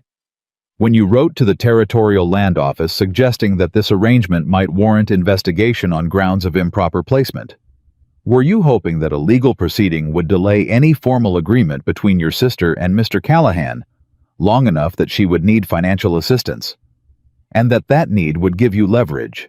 The silence from Douglas Hale was its own answer. Because that's how I read it, the judge said. Douglas shifted in his chair. The warmth had left his face entirely now. What was under it was smaller and colder, and more familiar, the face of a man who had been running a strategy and had just watched someone else map it out loud and accurate. I have rights as family. You have no legal rights here, the judge said. None. Miss Hale is an adult who has conducted herself legally, arrived legally, and is managing this household by all accounts with considerable skill and complete integrity. He closed the notebook. What I have here, he set his hand on the ledger, is 7 withdrawals that a competent attorney could argue constitute misappropriation of estate funds. That's a criminal matter, Mr. Hale, not a civil one. Douglas went very still. I am not suggesting you'll face charges today, the judge said.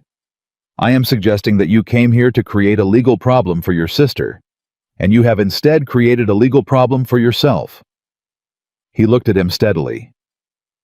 I'd like to propose that you get back in your wagon, return to Denver, and remove your correspondence from the Territorial Land Office and from Judge Carver's desk.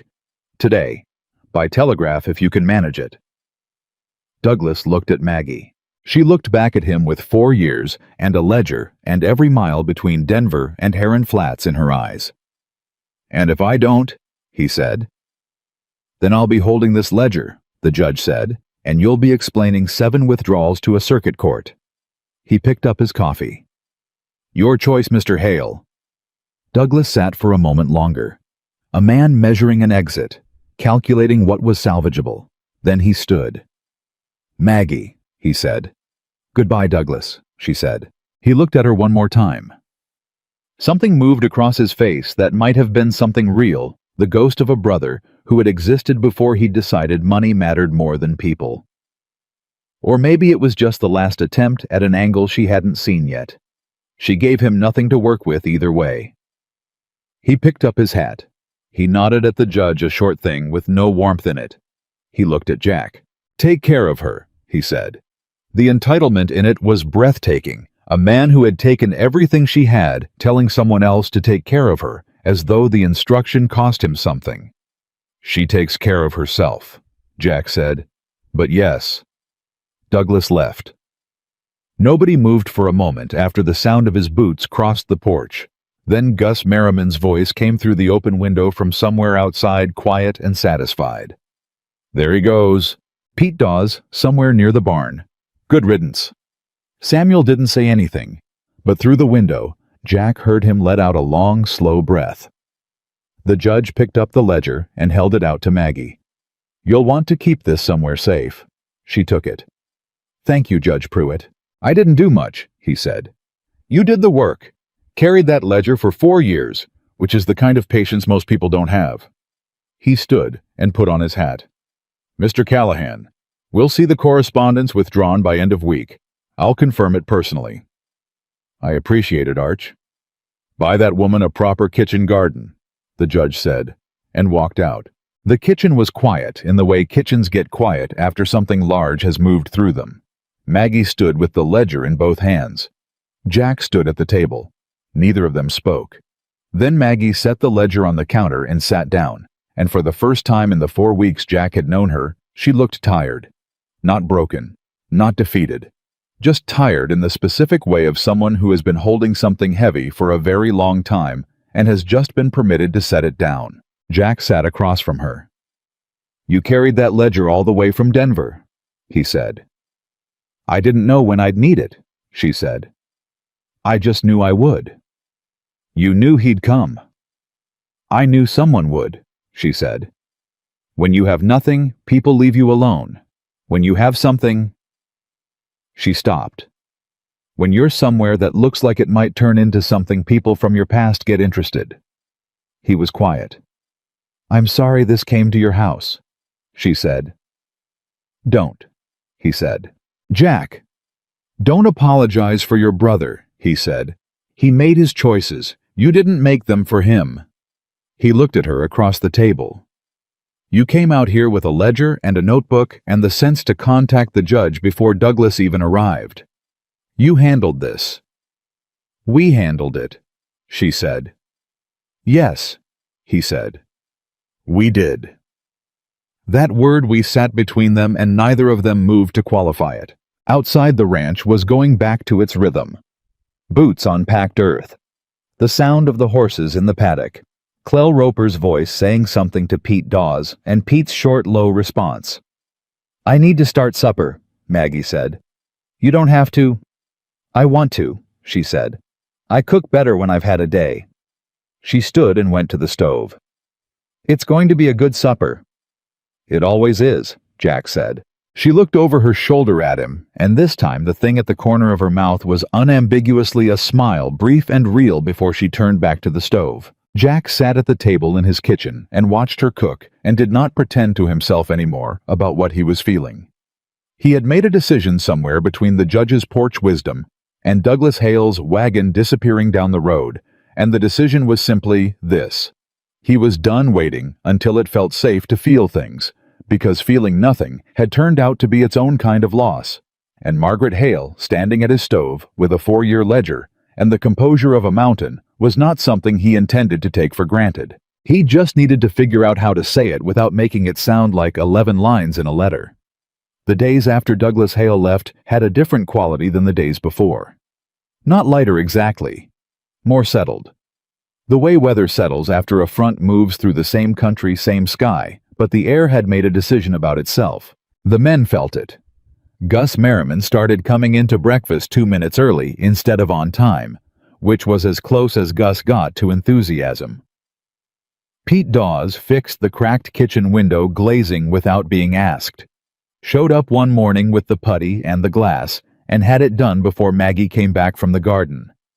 He left before she could thank him, which was also very Pete. Clell Roper had been different since the confrontation with Douglas Hale. He had watched the whole thing from the barn doorway. He'd denied it when Samuel mentioned it, but the way he'd been quieter, more careful watching Maggie with a different quality of attention than before, told a different story. He'd seen something in that kitchen that had recalibrated something in him, and he was young enough that recalibration was still possible. He knocked on the kitchen door frame on a Thursday morning while Maggie was writing out the week's menu. "Miss Hale." She looked up. "Mr. Roper." He held his hat in both hands, working the brim, the way men work hat brims when they have something to say and aren't sure of the reception. "I wanted to—" He stopped, started again. "That first day, what I said about the stove. It wasn't right." She looked at him steadily. "I know it wasn't right," he said. "I knew it wasn't right when I was doing it. He stopped again. "You wanted to get there first," she said. He blinked. "Yeah. I know," she said. "I've been gotten there first by better men than you, Mr. Roper, and I'm still standing." She held his eyes. "Apology accepted. Now put your hat back on and tell me if you want eggs." He stared at her. "That's it. Did you want a longer reckoning?" "I thought I don't know. I told you weeks ago," she said. "I was going to feed you well and give you something to respect. I wasn't going to correct you." She picked up her pen. "Eggs?" "Yes, ma'am," he said. "Sit down." He sat down. She made him eggs. And while she did, she asked him about the ranch work in a way that was genuinely interested, not polite, and he answered with more words than he generally used with anyone. And by the time he left for the morning's work, something had shifted between them that had nothing to do with apology and everything to do with the fact that she had treated him like someone worth talking to, which was not something Clell Roper had experienced very often. He went out to the east fence line and worked it hard all morning, and at noon he came in for the midday meal and ate 2 bowls and said to no one in particular, "I'm going to learn how to cook eventually."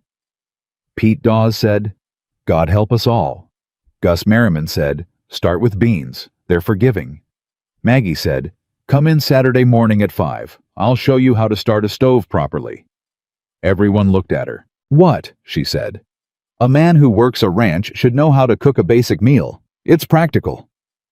Clell looked like he'd been handed something and wasn't sure if he was allowed to hold it. "Saturday," he said. 5 o'clock, she said. "Don't be late." He wasn't late. It was Jack who noticed the shift in Clell most clearly because Jack watched his men the way a rancher watches cattle, not dramatically, just always reading the small signals that told you how things stood. And what he saw in Clell Roper over those days was the particular change that happens in a young man when someone takes him seriously for the first time. A straightening, a quieting of the defensive noise. The beginning of something that might eventually become character. He mentioned it to Samuel on a Friday afternoon at the north fence. "Maggie's got him," Samuel said simply. "She's got all of them," Jack said. "She's got you," Samuel said, and then immediately became very interested in the fence post he was setting. Jack looked at the side of Samuel's face for a long moment. "Samuel." "Boss." "Say what you mean." Samuel set the post and straightened and looked at Jack with the directness of a man who had earned the right to it over 12 years. "I mean, that woman has done more for this ranch in 4 weeks than anything has done in 2 years. I mean, the men are working better because they're eating well and they feel like there's something worth working for. I mean, the kitchen light is on every morning before I get up and every night after I go to bed. And the person who keeps it on cares about this place. He picked up his tools. And I mean, you haven't looked like a man buried since the first week she was here. Jack was quiet. I'm not telling you anything you don't know, Samuel said. No, Jack said. You're not. Then stop standing around and say something to her. It's not that simple. It is that simple, Samuel said. It is exactly that simple, Jack. You've been making it complicated because complicated feels safer than simple. He shouldered his tools. She's not Eleanor. You're not going to lose her the same way. And even if the world is hard, which it is, you don't get to protect yourself by staying outside of your own life. He walked back toward the barn.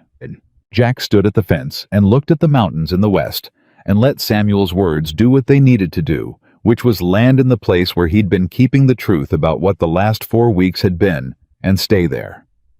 That evening, he came into the kitchen at 5:30, not for any particular reason, not to ask anything or say anything, just because the kitchen was where she was. She was at the stove, same as always, supper going, the smell of it reaching all the way to the door. She looked over her shoulder when she heard him. Sit down, she said. I'll pour your coffee. I know where the cups are, he said, and got his own cup and poured his own coffee and sat down at the table. She raised an eyebrow at him, the faintest possible version of it. Progress, she said. Don't push it, he said, and she laughed. A real one, short and surprised the way his laugh had been that night at supper when Gus told the story. She turned back to the stove to cover it, but he'd heard it, and it was the best thing he'd heard in 2 years and possibly longer. He sat with his coffee, and she cooked, and he said, I want to talk to you about something. All right, she said without turning. The arrangement, he said, as it stands. She went still at the stove, just briefly. Then she kept working. I know what we agreed to, he said. Household management. I know that's what the letter said. What I arranged for.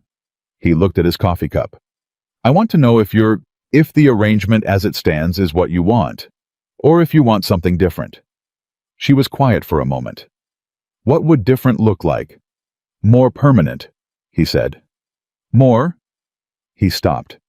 I'm not good at this. You're doing fine, she said. I want you to stay, he said. Not because the kitchen works and the men eat well and the accounts are right, because he made himself finish it. Because this house feels like itself again, and you're the reason for that. And because I have not looked forward to a morning in 2 years, and I look forward to every morning now. The stove ticked. Outside the horses moved. She turned around. She looked at him with everything she had, all of it visible, the composure set aside like an apron. You take off when the kitchen work is done, and what was underneath was not fragile or afraid. But it was real, genuinely real. The face of a woman who had walked into a strange house with a ledger and a notebook and a lifetime of being overlooked and had built something worth staying for and knew it. I never expected to be wanted anywhere I went, she said. I know, he said. I know you didn't. He held her gaze. I'm asking you to revise that expectation. She breathed in slowly, out slowly.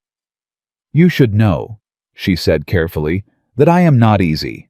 I have opinions about everything. I renegotiate accounts without asking. I get up before the sun, and I don't stop working, and I'll argue with you if I think you're wrong. I know, he said. I'm counting on it. And I am not. She stopped, looked down once, looked back up. I know what the town sees when they look at me. I know what I see when I look at you, he said. That's the only view that matters on this ranch. The silence that followed was not the silence of nothing happening. It was the silence of something settling into place that had been working toward settling for 4 weeks and had finally found solid ground. She crossed the kitchen. She sat down across from him the way she'd sat that first morning. They'd talked about Douglas, both hands around her cup, close enough that the table between them felt like a formality rather than a distance. I want to stay, she said. I wanted to stay from the second morning. I just didn't know if staying was mine to want." "It's yours," he said. She looked at him. "Then I'll stay." He nodded once. "Good." She went back to the stove. He sat with his coffee and the warmth of the kitchen, and the sound of supper being built from scratch by a woman who knew exactly what she was doing, and he felt something move through his chest that he recognized finally, after 2 years of absence, as the specific weight of a future arriving. Not Eleanor's future. Not the life he'd thought he was going to have. A different one, built from scratch. By two people who had both been through enough to know that the second time you build something, you build it more carefully. At supper that night, the table was the same as it had been for weeks, full, warm, loud, with the specific noise of men who were eating well and felt settled in their work. But something was different in the way Jack sat at the head of it, and in the way Maggie moved between the stove and the table, and the men who had been paying attention. Samuel, Pete, even Gus in his quiet way felt it without being able to name it precisely. Clell Roper, who had less filter than any of them, looked between Jack and Maggie twice during the meal, and then looked at Pete Dawes and made a small gesture that Pete responded to with a slow nod. After supper, Samuel stacked the firewood beside the stove. Pete fixed the back door hinge that had been loose for a week. Gus Merriman swept the porch, which nobody had asked him to do, and came back inside and said goodnight to Maggie, with the careful warmth of a man who had decided she'd earned his loyalty and was going to act accordingly. One by one they went to the bunkhouse. The kitchen was quiet. Maggie was finishing the last of the washing up. Jack was at the table with the ranch ledger going through figures, which was something he'd started doing at the kitchen table in the evenings rather than alone in his office. She had never commented on it. "Jack," she said. He looked up. "The south fence tomatoes." She dried her hands on the dishcloth. "I'll put them in Monday, if the weather holds."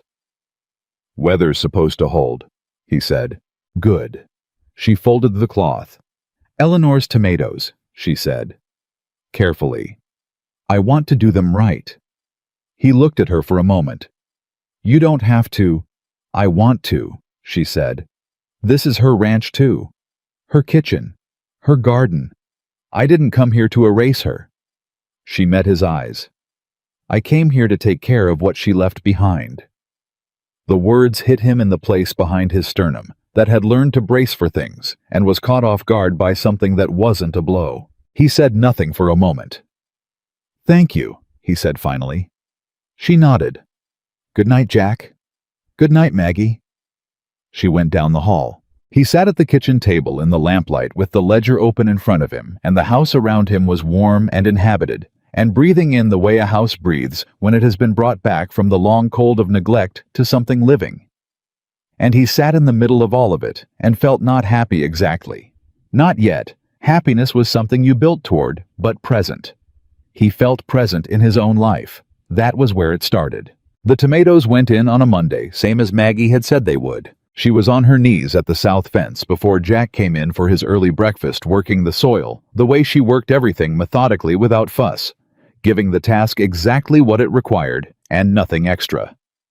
Jack came out with 2 cups of coffee and crouched beside her and handed her one without a word, and she took it without stopping work.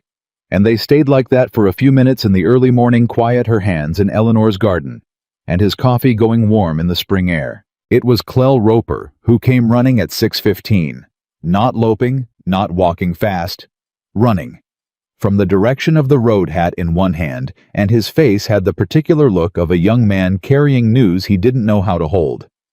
"Boss," he said, pulling up short at the garden fence. He was breathing hard. "There's a man at the gate. Says he's from the Territorial Land Office." He looked between Jack and Maggie.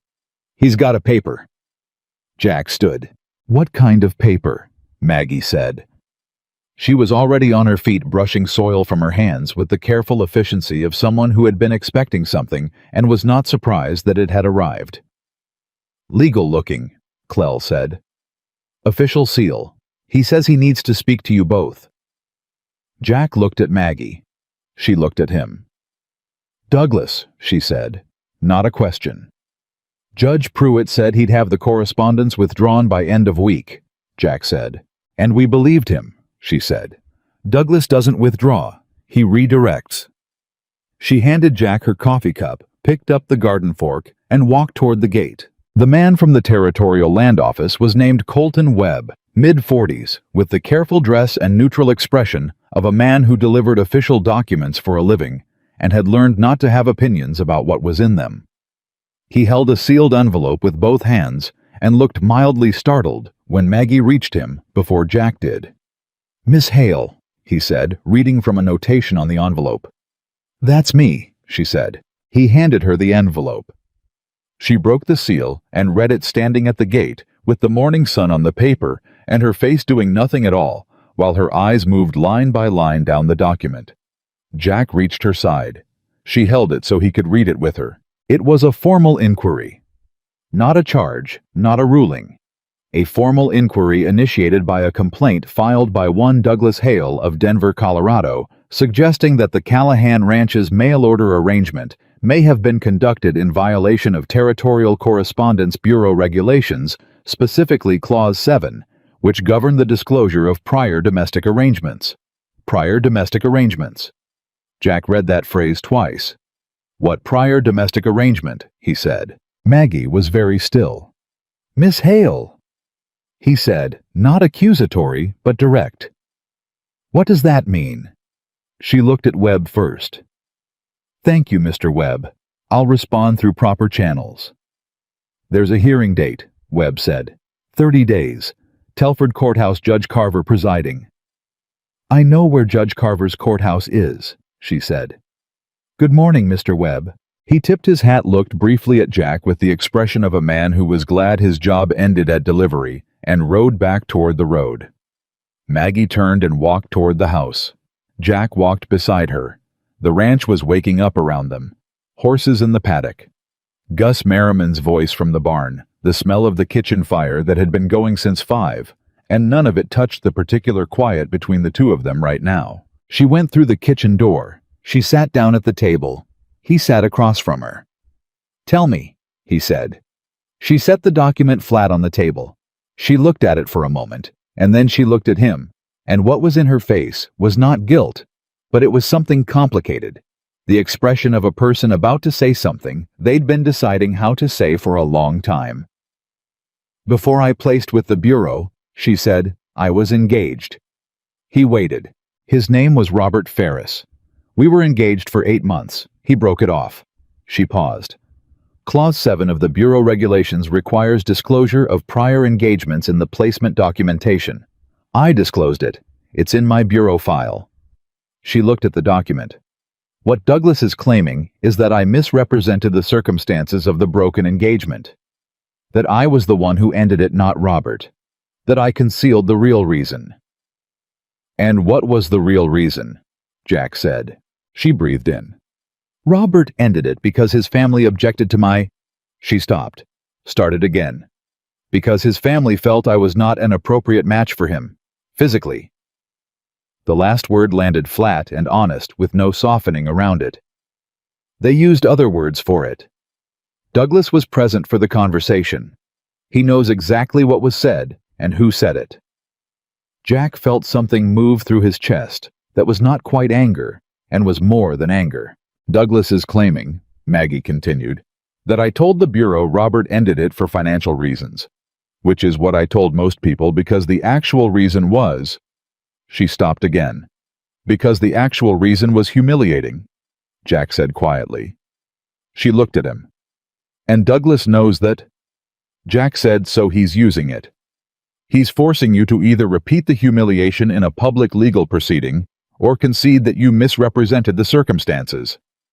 "Yes," she said. "That's what he's been building toward," Jack said. "Not the estate ledger. He knew you had the ledger. This." She nodded. "He's had this for weeks. He waited until Judge Pruitt got involved and then filed it with a different judge in a different circuit because he knew Pruitt would shut it down." Jack sat back. He looked at the ceiling for a moment, the way he looked when he was doing the thing Samuel called Jack's accounting, running through options, the way other men ran through figures, methodical and thorough. "We need a lawyer," he said. "I know. There's a man in Telford named Harlan Cole. He handled Eleanor's estate. He's good. Can you reach him today? I'll ride to Telford this morning, Jack said. He stood. Don't answer that document. Don't write to Douglas. Don't respond to anything until Cole's seen it. I know how this works, she said. I know you do. He looked at her across the table. I'm not managing you. I'm telling you, I'm going to Telford, and I'll be back by dark, and we're going to handle this. She held his gaze. Jack. What? Thank you for not asking me if it was true. I know it was true, he said. Robert Ferris's family was wrong. Douglas using it is worse than wrong. Those are facts. The rest is just paperwork. He picked up his hat from the hook by the door. Eat your breakfast. He rode to Telford. Harlan Cole was a small man with large glasses and the particular stillness of someone who thought fast and moved slow, and he read the document twice without expression, and then set it down and looked at Jack over the glasses. Douglas Hale is clever, he said. Not clever enough, but clever. Can we beat it? The Clause 7 complaint is weak, Cole said. She disclosed the engagement. The circumstances of the dissolution are her own business, unless she specifically misrepresented them in the Bureau documentation. He picked up the document again. What does her Bureau file actually say? I don't know exactly, Jack said. She said she disclosed the prior engagement. Get me the Bureau file, Cole said, or get me her copy of her placement documentation. If the filing matches what she told you, this complaint collapses. He set the document down. The harder question is whether Douglas Hale has anything else. Like what? Witnesses, Cole said. Anyone from Denver who'll testify that the circumstances were misrepresented. Robert Ferris himself, potentially. He looked at Jack. Is there any version of this where your arrangement with Miss Hale was improperly conducted? No, Jack said flatly. None. Cole nodded. Then we go to Telford in 30 days, and we show Judge Carver the Bureau file, and we let Douglas Hale explain what exactly he thinks was concealed. He picked up his pen. The man is using his sister's worst memory as a legal weapon. Judges don't like that, Mr. Callahan, especially not Carver. He has daughters.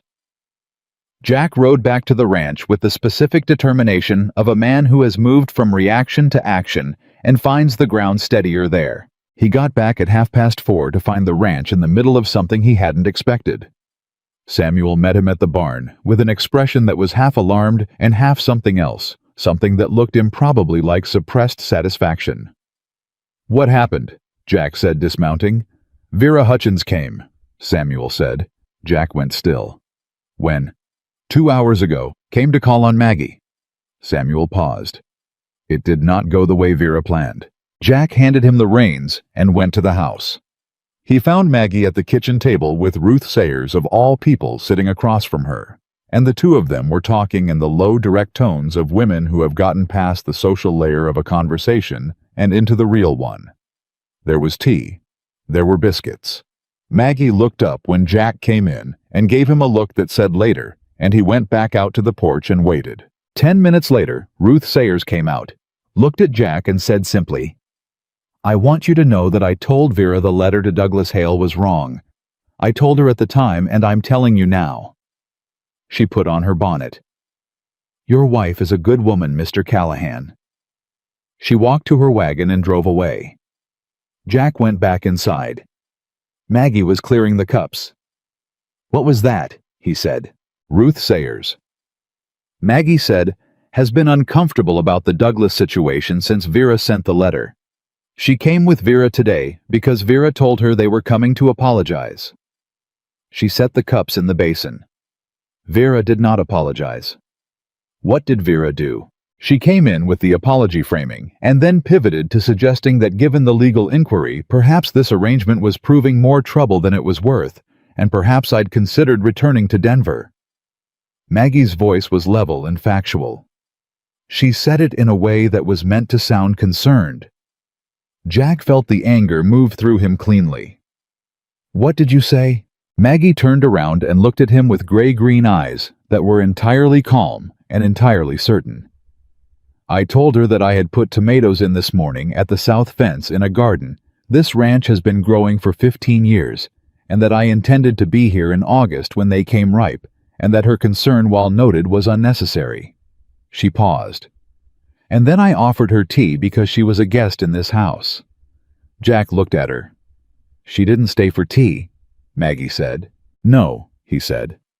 I don't suppose she did. Ruth stayed, Maggie said. Ruth apologized for the letter. She didn't have to do that. She turned back to the basin. Vera will come around eventually, or she won't. I can't control that. What I can control is how this household conducts itself. Maggie. She looked over her shoulder. I spoke to Harlan Cole, he said, in Telford. He thinks the complaint is weak. He needs your bureau documentation, your copy of the placement papers. She dried her hands. I have them. They're with the ledger. He says if the filing matches your account of what you disclosed, this falls apart. She went to her room. She came back with the cloth-wrapped ledger, and inside it, folded carefully, her copy of the bureau placement documentation. She handed it to him. He looked at Clause 7. She had disclosed the prior engagement. She had listed it as dissolved by mutual agreement, which was legally accurate because both parties had signed the dissolution, even if the reasons were not mutual. Cole can work with this, he said. I know, she said. I know the law on this, Jack. I read the Clause 7 regulations 3 years ago when I started the placement process. I made sure my disclosure was accurate to the legal standard. She sat down. Douglas is betting that I'm too ashamed to defend it publicly. Are you? The question landed direct and genuine between them, and she met it the same way. I was, she said. For a long time I was too ashamed to say out loud that a man's family looked at me and decided I wasn't worth their son's time because of how much space I take up in the world. She looked at her hands. I'm not anymore. What changed? He said. She looked up at him. I put tomatoes in at the south fence this morning, she said. On a ranch where someone wants me to stay. I think that changed it. He sat down across from her. Tell me what you need from me for the hearing. Testimony, she said. Yours, about the arrangement as it actually is, about my conduct here. She paused. And I need you to be there. Not to speak for me. Just to be there. I'll be there, he said. That's not a question. She nodded. They sat at the table and went through the documentation together, the way they'd sat with the budget that first morning and the account ledger the night of Douglas's visit, and it struck Jack that this was what the two of them did. They sat at this table and worked through the hard things together practically and directly, without either of them needing to be rescued, and without either of them pretending the hard things weren't hard. He thought there was probably something to be said about that. He said it. Maggie. She looked up from the papers. I want to talk about what comes after the hearing, he said. She waited. Assuming Cole is right and the complaint falls, he said. What happens next is... He stopped. Took a different road. What I'm trying to say is that I don't want to go back to what we agreed to in the letter. She was very still. Not because it isn't working, he said. Because it's working in a way that's past what the letter said. Past household management. Past practical arrangement. He looked at her directly. I want to formalize it, properly, if you're willing. The kitchen was quiet. Outside, Gus Merriman was talking to Pete Dawes about something involving the water trough, and the horses were moving in the paddock, and somewhere down near the barn, Clell Roper was singing something badly and off-key that nobody had asked him to sing. Inside, Maggie Hale sat at the table in the kitchen that she had rebuilt from cold silence into something warm and functioning, and she looked at the man across from her who had written 11 lines and gotten something neither of them had known they were looking for, and she thought about a girl of 19 who had watched her inheritance disappear, and a woman of 27 who had sat in a room while a man's family decided she was not worth the space she occupied, and a woman of 31 who had stepped off a stage in a town that had already dismissed her and held their dismissal's stare without flinching. She thought about all the times she had wanted something, and talked herself out of wanting it, because wanting led to being told no in ways that cost too much. "Yes," she said. One word.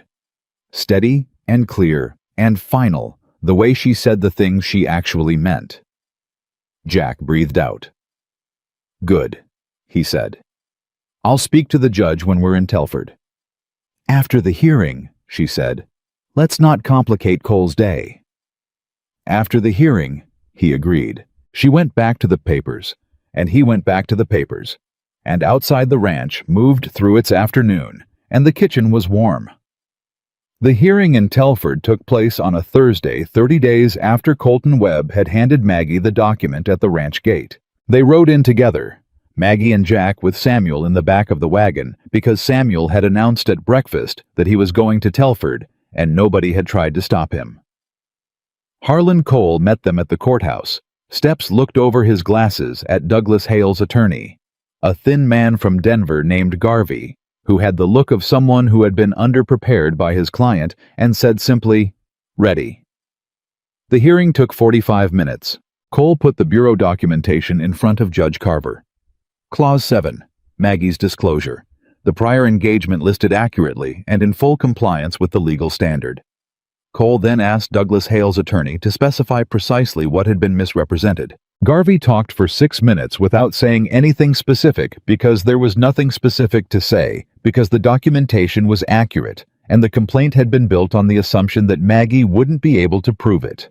Judge Carver, who had 3 daughters, looked at Douglas Hale across the courtroom with an expression that was not precisely anger, but had the temperature of it. "Mr. Hale," he said, "you've brought a complaint that your sister misrepresented the circumstances of a prior engagement in her bureau placement documentation. I have the documentation. I have the bureau regulations. I do not have a discrepancy." He set down the papers. "What I do have is a pattern of correspondence to this court, to Judge Prewitt, to the Territorial Land Office that suggests you have been attempting to use the legal system to create leverage over your sister's lawful arrangement." He looked at Garvey. "Is there anything else your client wishes to put before this court?" Garvey looked at Douglas. Douglas's jaw was tight. "No, Your Honor," Garvey said. "Then I'm dismissing the complaint," the judge said.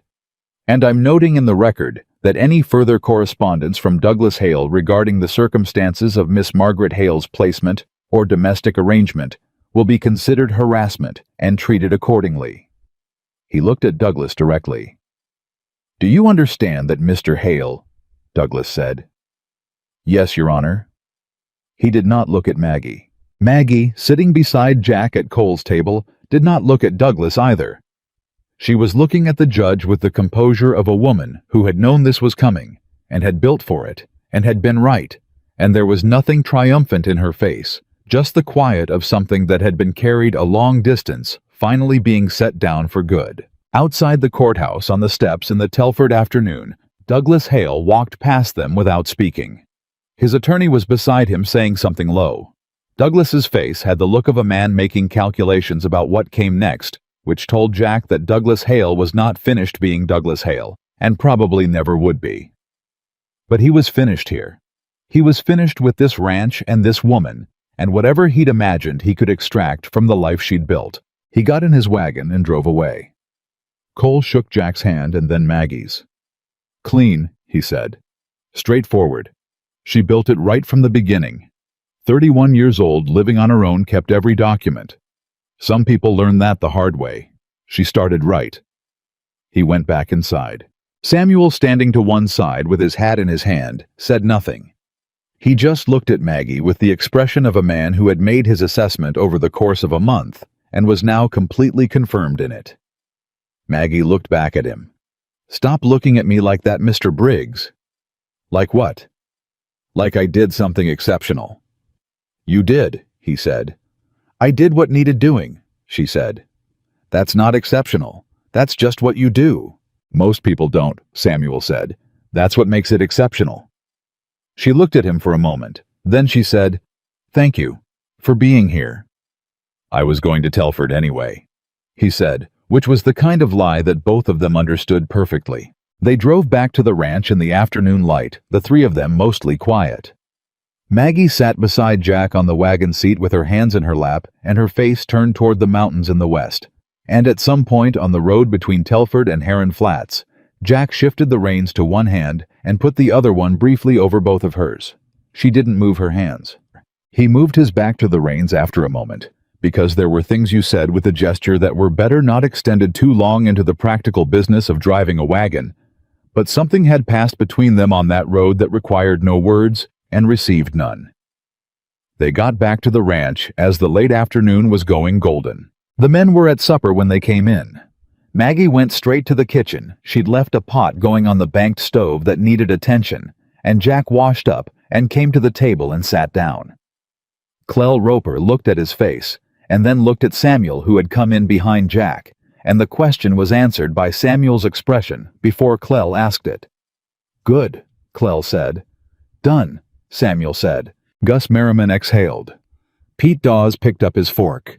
Clell Roper said, "Good," in a tone that contained considerably more than that single syllable, and then applied himself to his supper. Maggie came out of the kitchen with the pot and served the table with the movements of a woman who had been doing this for a month and owned every inch of the room.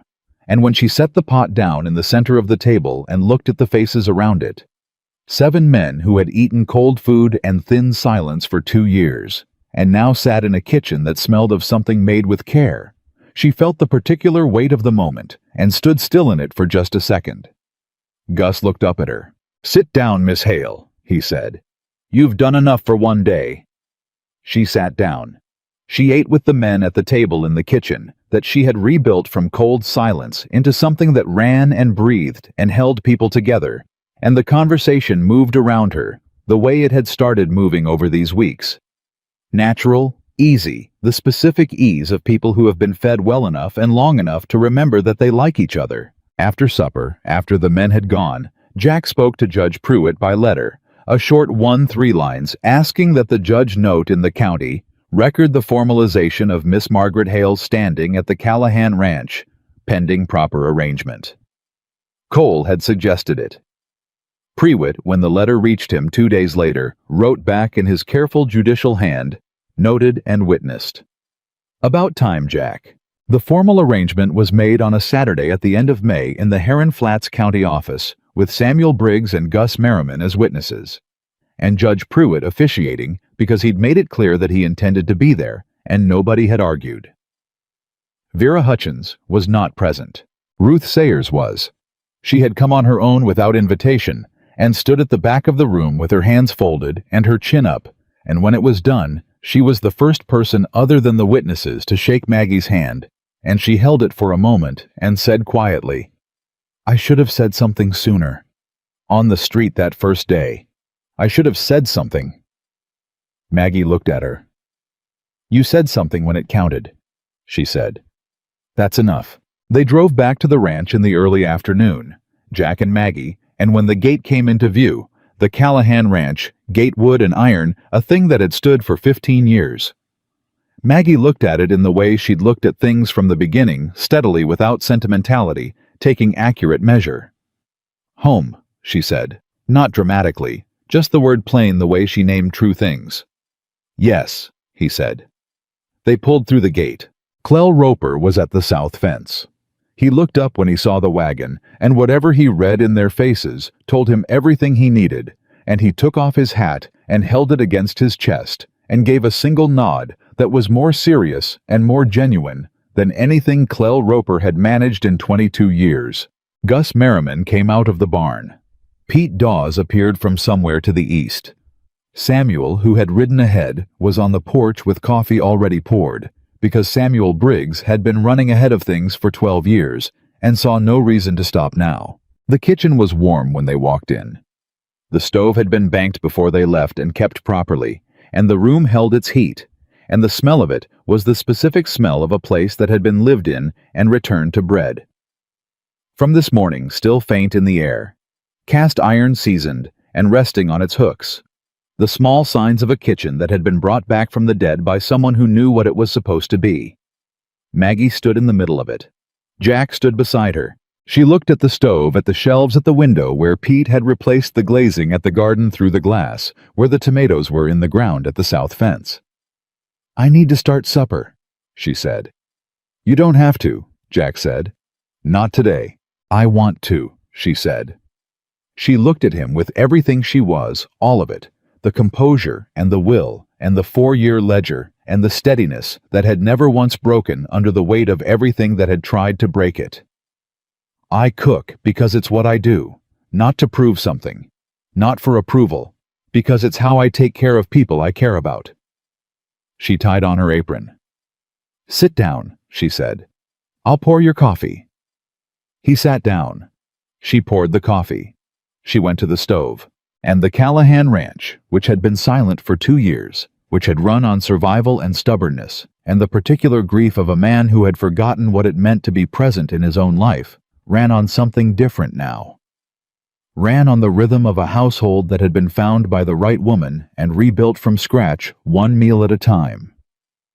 One morning at a time, one honest word at a time, until the empty places were filled, and the cold places were warm, and the man at the head of the table remembered finally what it meant to have a reason to come inside.